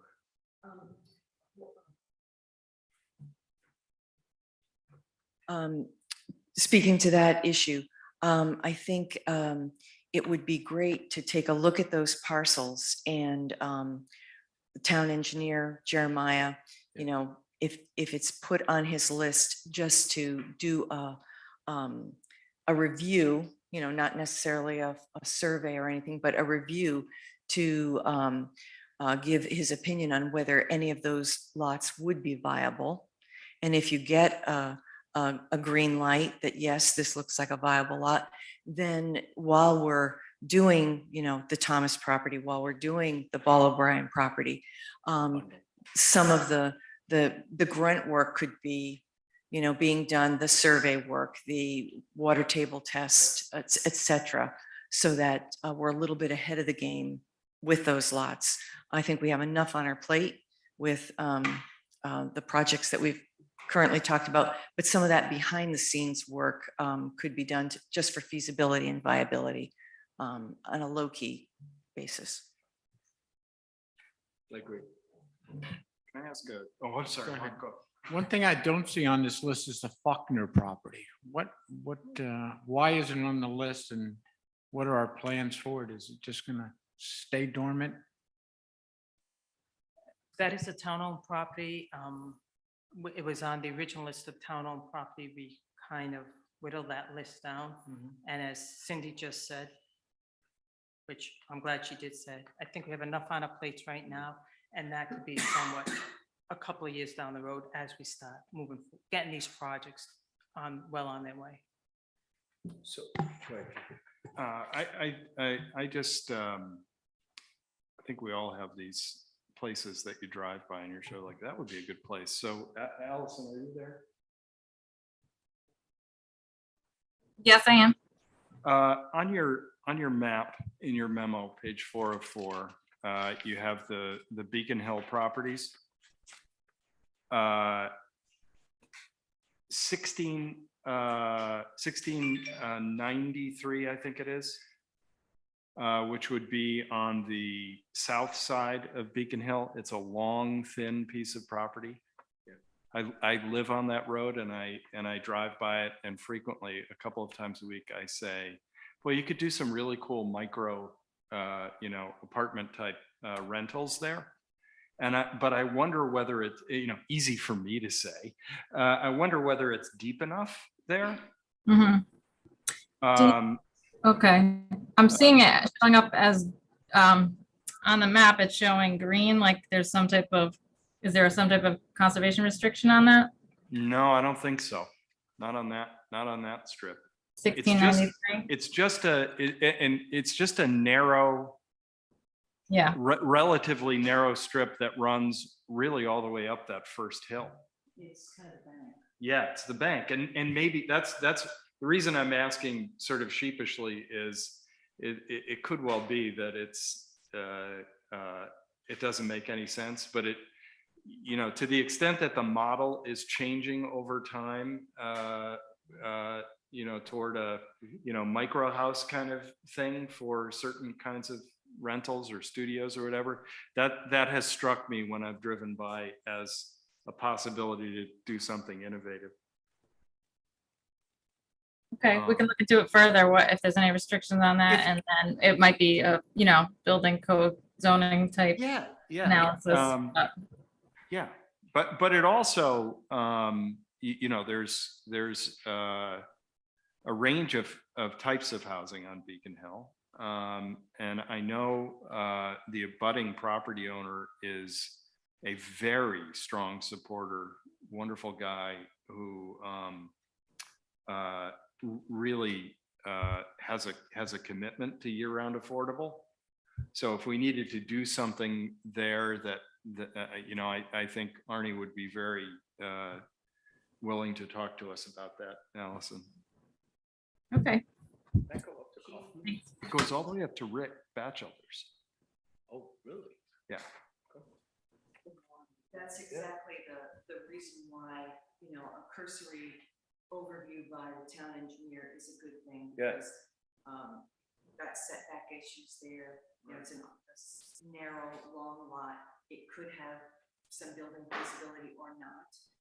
Same with the lot across the street, I think that there could be something there, but new wetland regs just went into effect, July 20th. You've got a, you know, I don't know. Yep. Yeah. Wetlands, so it would just be good to have Right. somebody with the engineering skills to say what level of feasibility there are on those parcels. The one of the most interesting things I've heard in the last 6 months was actually from Bill Landry around spot zoning, which basically is now apparently an archaic term, essentially. So I think having, you know, and look, this lot may never work.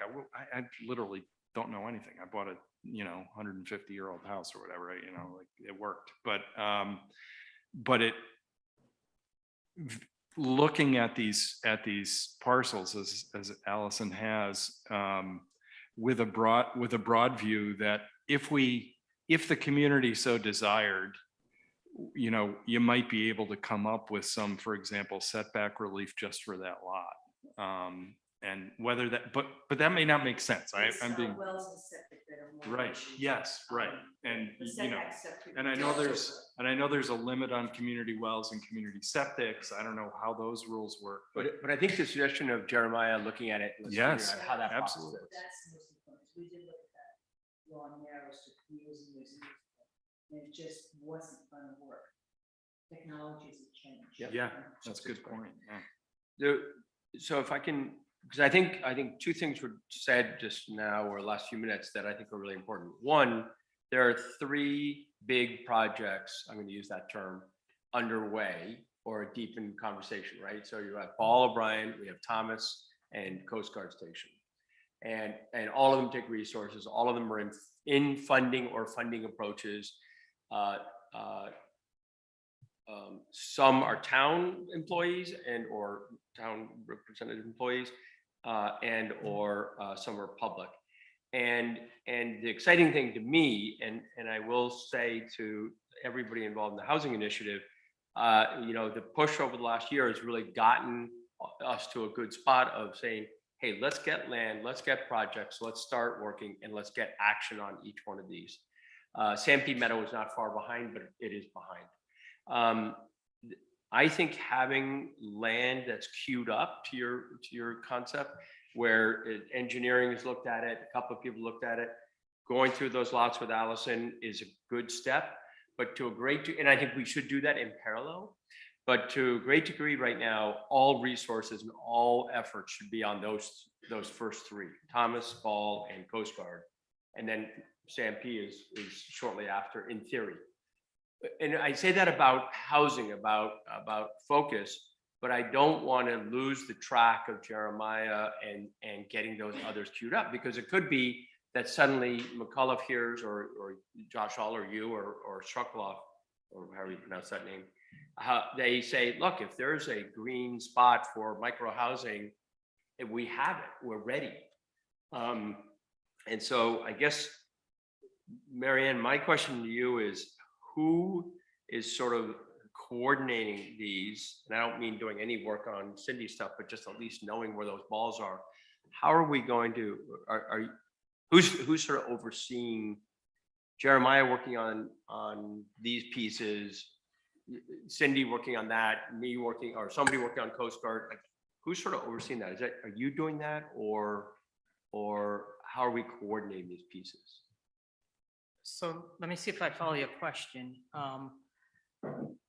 Stuff like the Thomas and the Coast Guard, as well as Santee Meadows, being handled by the facilities director. Right. The Paul O'Brien property is pretty much being handled by the Housing Authority, and they have assistance with the hiring of Barbara, which I think has been extremely helpful. And then I know Jim is also coming out here sometime this month, and I can put this other stuff on his radar to just start looking at. Okay, and what I'm looking for you to say, yes, I'm sort of gonna make sure we stay in touch with Cindy and coordinate her to Rick, or the facilities director, Tom. Hey, you should really be talking to Rick about this idea. I just want somebody, I don't want to say riding herd, but just sort of overseeing and riding, because otherwise I worry that we leave some things behind, not by, just because we didn't think about it. I'm after you, Martha. And I just had a question about the Center Road properties. Where is the title clear on all of that?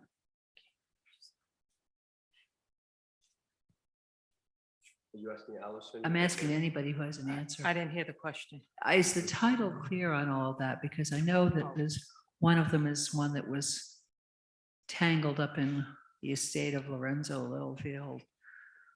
It is like the estate from hell on Block Island, and the long narrow strip had been tax land, which I never understood.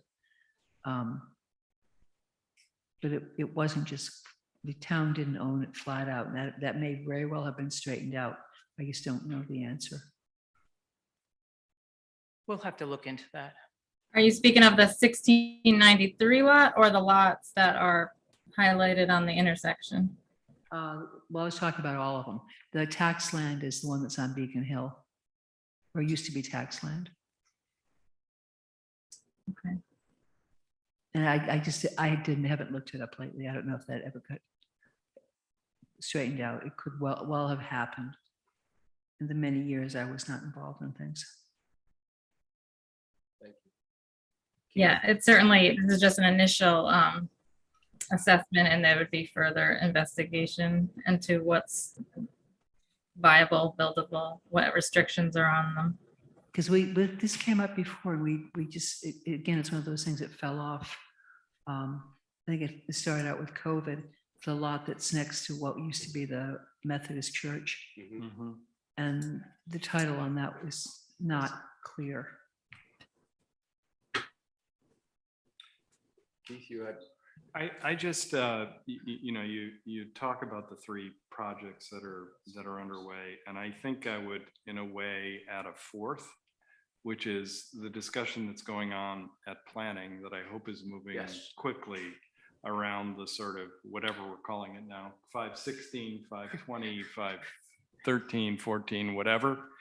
Because I actually think if we do a good job there and figure out potentially alternate financing or something, that may yield results pretty quickly for some property owners and some people who need housing. So I just, I just want to say that the fourth is, we might call policy, where we're working actively on policy options to leverage affordable units. And I know Chris has been working on that. Alicia's been working on that. So, planning. Allison has been doing a lot of drafting and work on that. I don't want to, I don't think anybody has, by the way. I don't want to lose sight of that particular component. Thank you. Thank Because I you. personally didn't separate it out, and that it gets into that, I guess, our own little czar moment, because we need to have all these balls moving, and they're all in different places. But I personally think the 513s could be the fastest way to get houses because of the funding mechanism. So we've talked about that many times. So just so you know, the planning board, the language is currently being reviewed by Bill Landry. Yeah. I have communicated with him and got a response. It's going to go back to planning based on Bill's review for the 14th. And right now, all expectation will be on the council table for setting of going through the hearing process and everything else. Can we By set the that hearing plus September on the 21st? 21st, that's Done. That'd be what we're great. doing. Yeah. I mean, because that's a 30-day, I mean, there's a whole 3 weeks. Okay. So it'll be October. Good. Thank you. Perfect. Chris, sorry. This might be a little bit of step, but I've heard the conversation today on this topic go all over the place. So I don't feel it's inappropriate to say. I'd like to actually encourage, because of what I heard Sven say and others, you have a lot of balls in the air. Some people don't think you need basically a focused person on this. And from my perspective, and I think from others in the community, this definitely needs a one-person responsibility who interacts with town manager, town council. Think of how often you meet and this conversation comes up. It's going to be no quicker than once a month, and it's been many months since we last met with you. And at that time, you had promised you would give us a map of what was going on, better communication. That hasn't happened. So a lot of us are in the dark about what's going on. And I feel if you had a dedicated resource for this, that all these balls in the air that you were trying to juggle could be better coordinated and communicated, not only to you, but also to the community at large. You talked about discussing funding for a position, I believe, with the Energy Czar, that might be possible. And you had a meeting with Sheldon Whitehouse, who also mentioned about funding. I'm wondering, where have you gone, if you have gone, to seek funding for such a position to help coordinate this? Have you done that?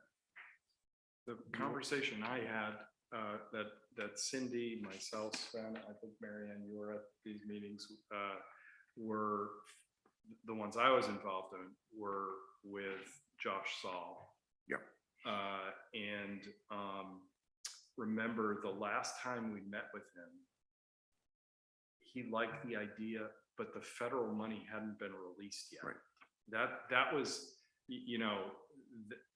that was not disinclination, but literally the money wasn't there yet. Then, as Mark said, we talked quite a bit about housing with Sheldon Whitehouse.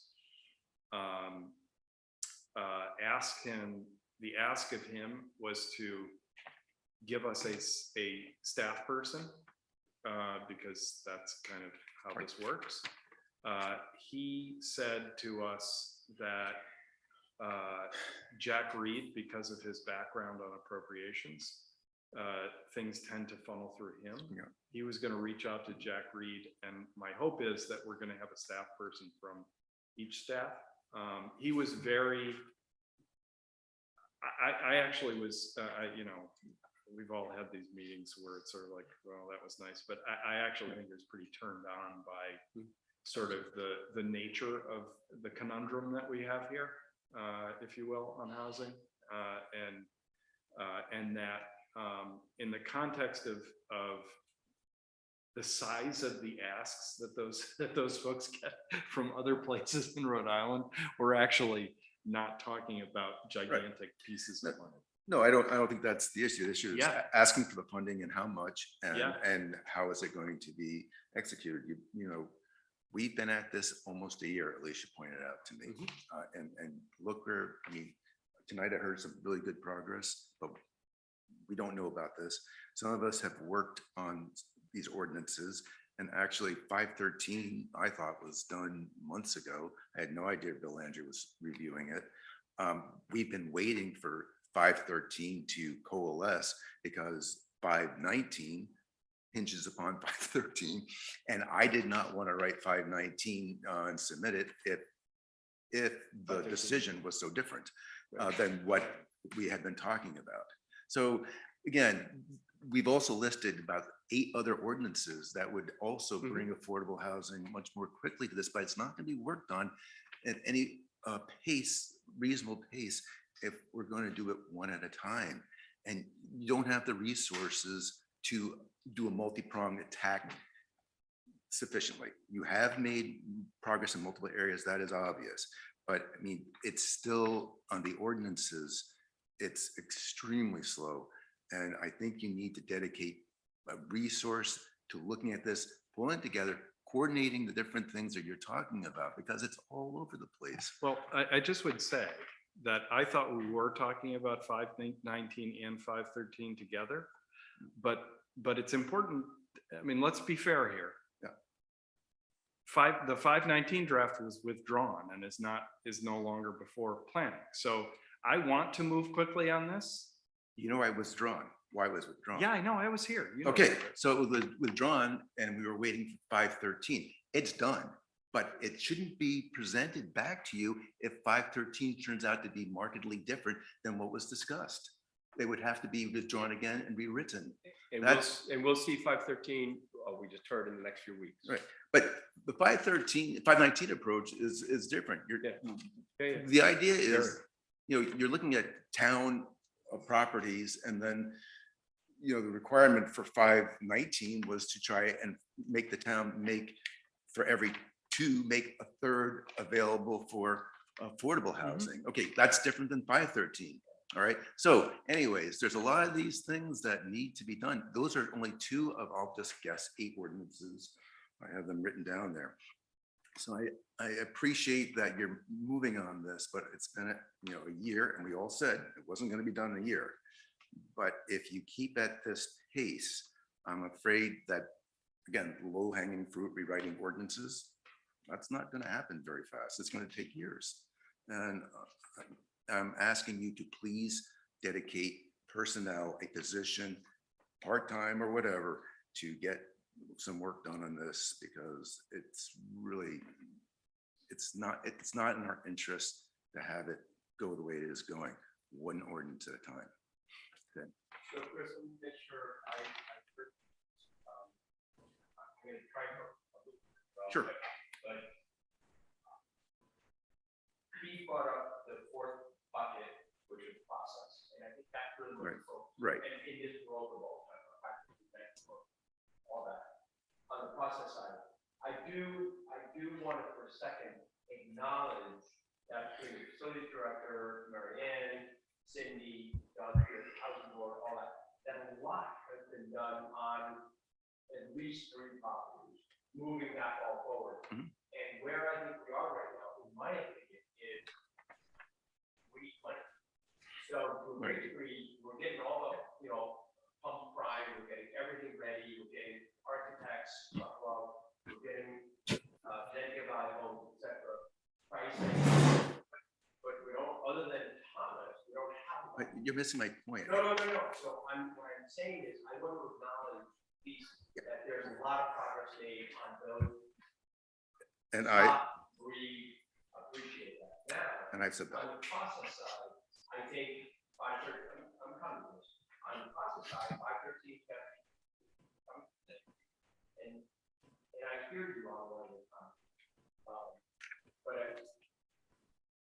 I just want to acknowledge the fact that we easily beat on them, right?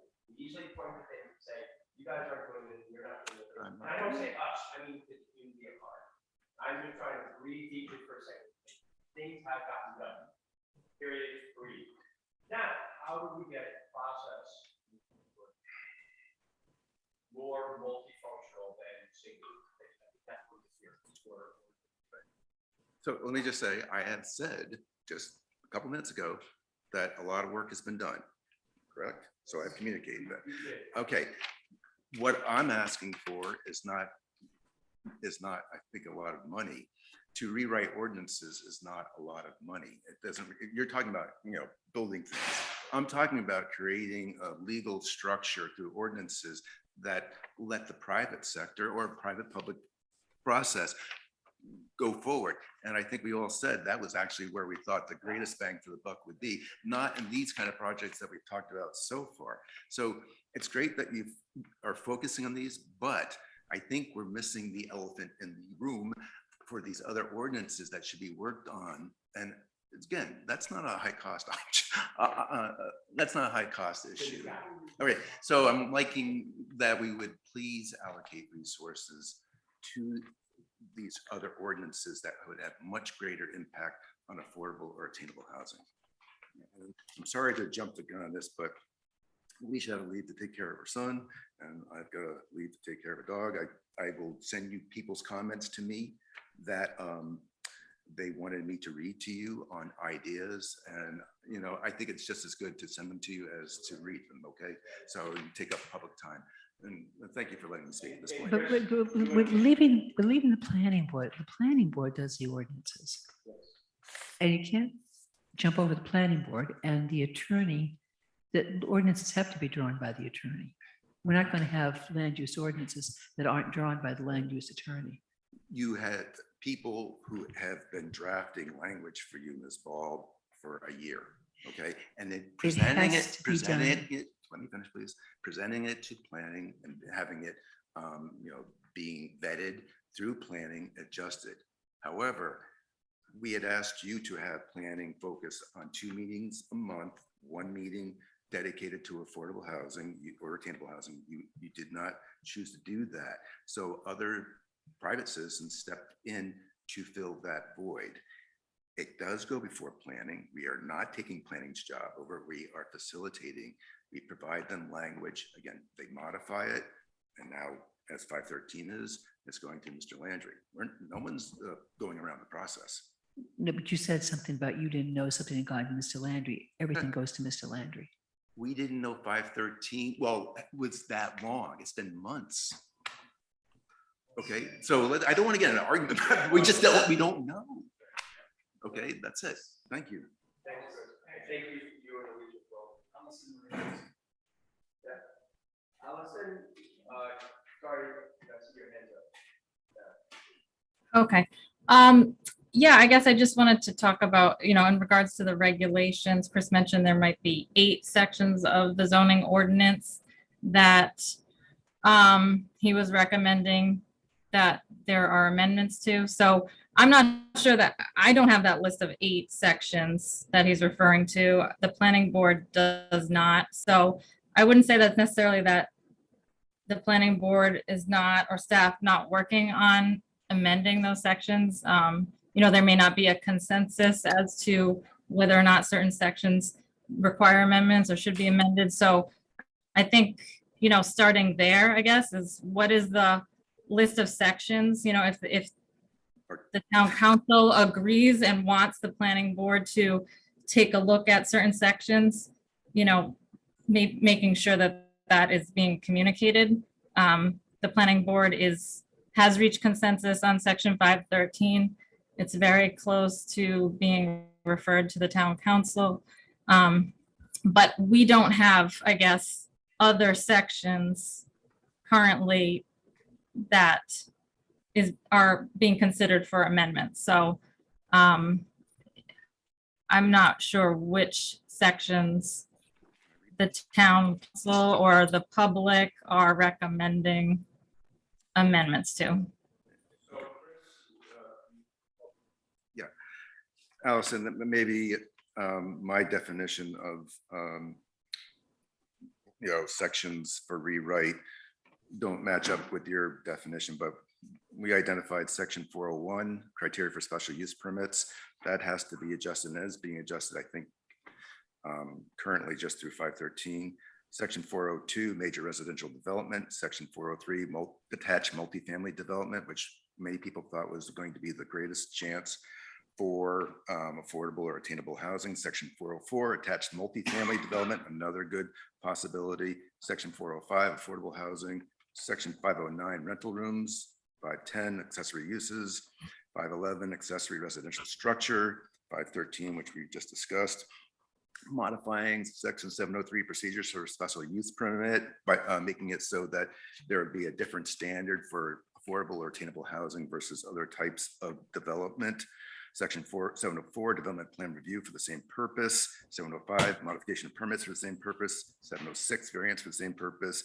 708, amendments to the ordinance, I think for the same purpose. So those are the ones that we identified and think that could be coordinated to facilitate much more quickly the creating a market through the private public sector for affordable housing rather than just the town going through their properties and all that. Thank you.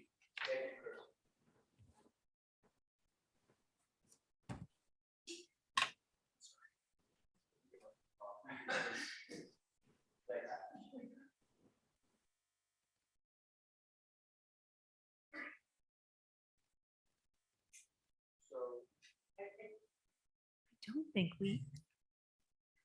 I don't know how many times we say it, make it abundantly clear that if people have issues for planning, they should go to planning. My sense is that Chris has mentioned many, I didn't know all 705, but many of these before, and what I'm hearing, I think is asking for us to, which I'm not. I understand that, but I'm really tired of people standing up and reading lists of things that they clearly have written down, they can clearly provide, and thinking that the planning board, the town attorney, the town planner, the town manager, the finance director, whomever works for them. I just feel like we have a total disconnect on communication in this town. We want to get back on course. I think we've covered A and B. Thank you, Mark. I'm sorry, A and C. I actually was going to say A and C just on, so I think we heard from Chris, we've got a list, or at least I got most of them, and we can follow up on that. Great. Just for update on number 2B, just sale of townhome conserved properties to conservation groups. This was the idea and has been discussed and voted on by the council that are interested in investigating potential opportunities of town land going to be purchased by the Black Island Land Trust. In essence, it's about conservation and spaces. A next step in my mind, based on conversations, is to get those conservation groups together to further explore this idea. What I mean by further explore is hear from everybody. The land trust has discussed interest in it. The town council discussed interest in it. I think we need to hear from the other conservation groups, meaning land trust. Black Island Conservancy and the Nature Conservancy, and do that in a group. So my hope is to have that meeting in the next few weeks and see how that can actually happen. The obvious benefit is better stewardship and better preservation. And obviously then that money would be earmarked for housing, and that's why it's here. So that's sort of the next step on B.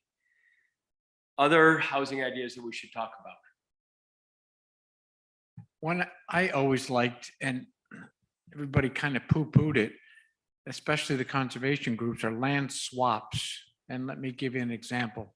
The coveted piece of land, Cindy, as you well know, is between Old Harbor and New Harbor, where we can hook onto town water and town sewer.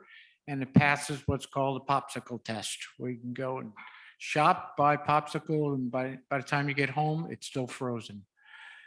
Well, a good example would be that Boudreaux property that was recently renovated in between the Martin House and the Fish Head Building.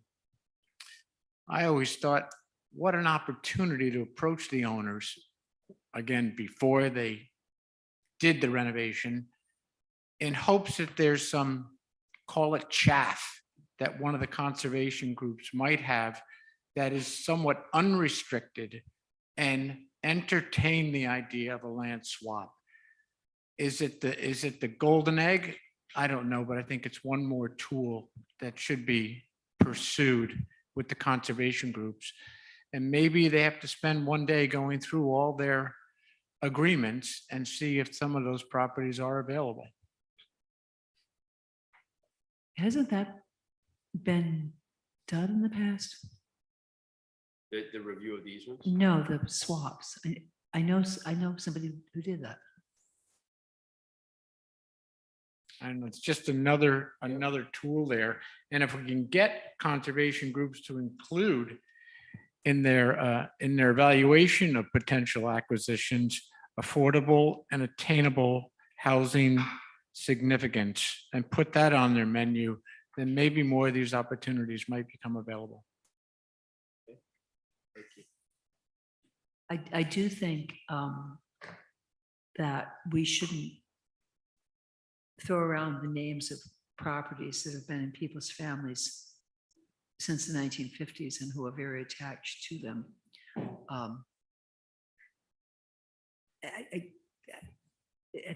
just don't think that's appropriate. Well, I've spoken to the people and they said they would have been very open-minded about sitting down about it. So again, you never know until you I ask. talked to them the other day, they were talking about how much they love the property, so. So land swaps is something that should be on the list. If it's been done, that's good. Other I ideas from know it's been anybody in the public? I have another idea. Keith? I would like, I don't know how full our next full meeting agenda is, but on the next agenda or the agenda after that, I actually think it makes sense to revisit as a council some of these ordinance ideas to decide which ones we want to refer. Some of them we may not like, some of them we may like, but I think it's a conversation that's worth having. How about having that conversation with the planning board? That's totally fine. I want to be respectful of the boundaries, but I also, but I think there's value in just workshopping some of these ordinance ideas to make sure that they're consistent with, you know, what we want to do. And again, you know, some of the ideas, at least at first blush, I'm not sure I even support, but I do think that on a parallel track, we have to be having a policy conversation. I guess my personal feeling is given guardrails, personally, I would love to see a joint meeting or at least a joint agenda item section, whatever, with planning to go through them because then it's almost like everybody talking together versus anybody referring. That's totally, yeah, that's fine. I was trying to. Yeah, me too. No, absolutely. Or create a work session. Yeah, I think we've got a great update on the extraordinary work that's going on with, you know, Assets. the asset stuff. I think that the policy side of it, as Chris points out, may end up being a really good Yeah. as well.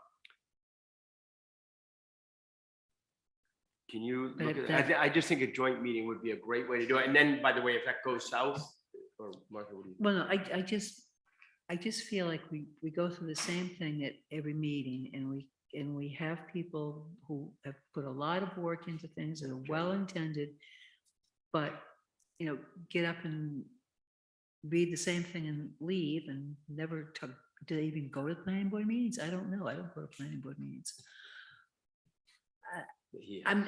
I feel like we spend an awful lot of time just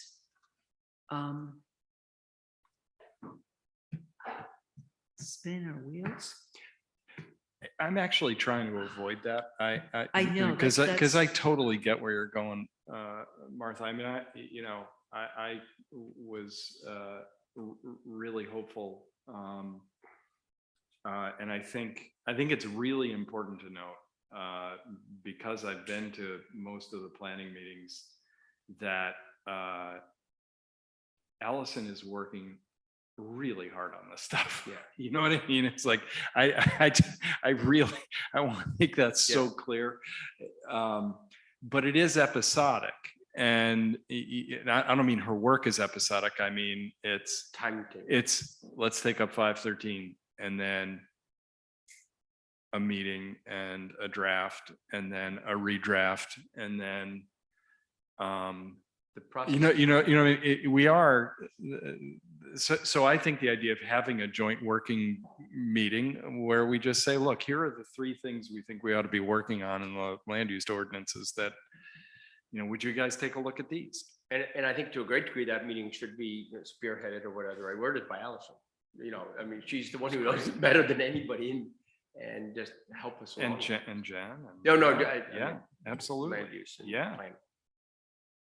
Marion, can you think about how and when? And I guess sooner the better. If you want to do a special meeting versus, it's up to you guys and timing. Yeah. And in essence, I think the goal, and Allison, I assume you're still there, the goal is to help and not to Martha's point, not add a layer and not add a hindrance. I think Keith's statements, or if I don't mean to paraphrase, but I think all of us want to help. And I like the idea of a joint meeting, so. Cool. Other things we should talk about?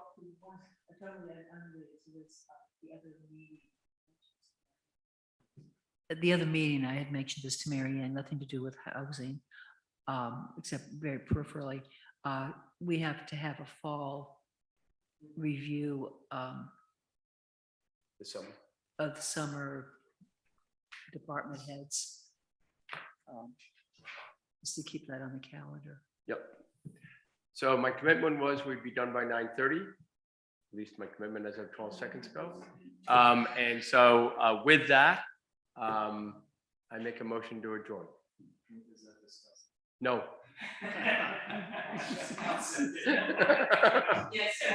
Mark? Aye. Martha? Keith? Yep. Thank you guys all for coming and hanging in. Thank you, Cindy, for all the great work.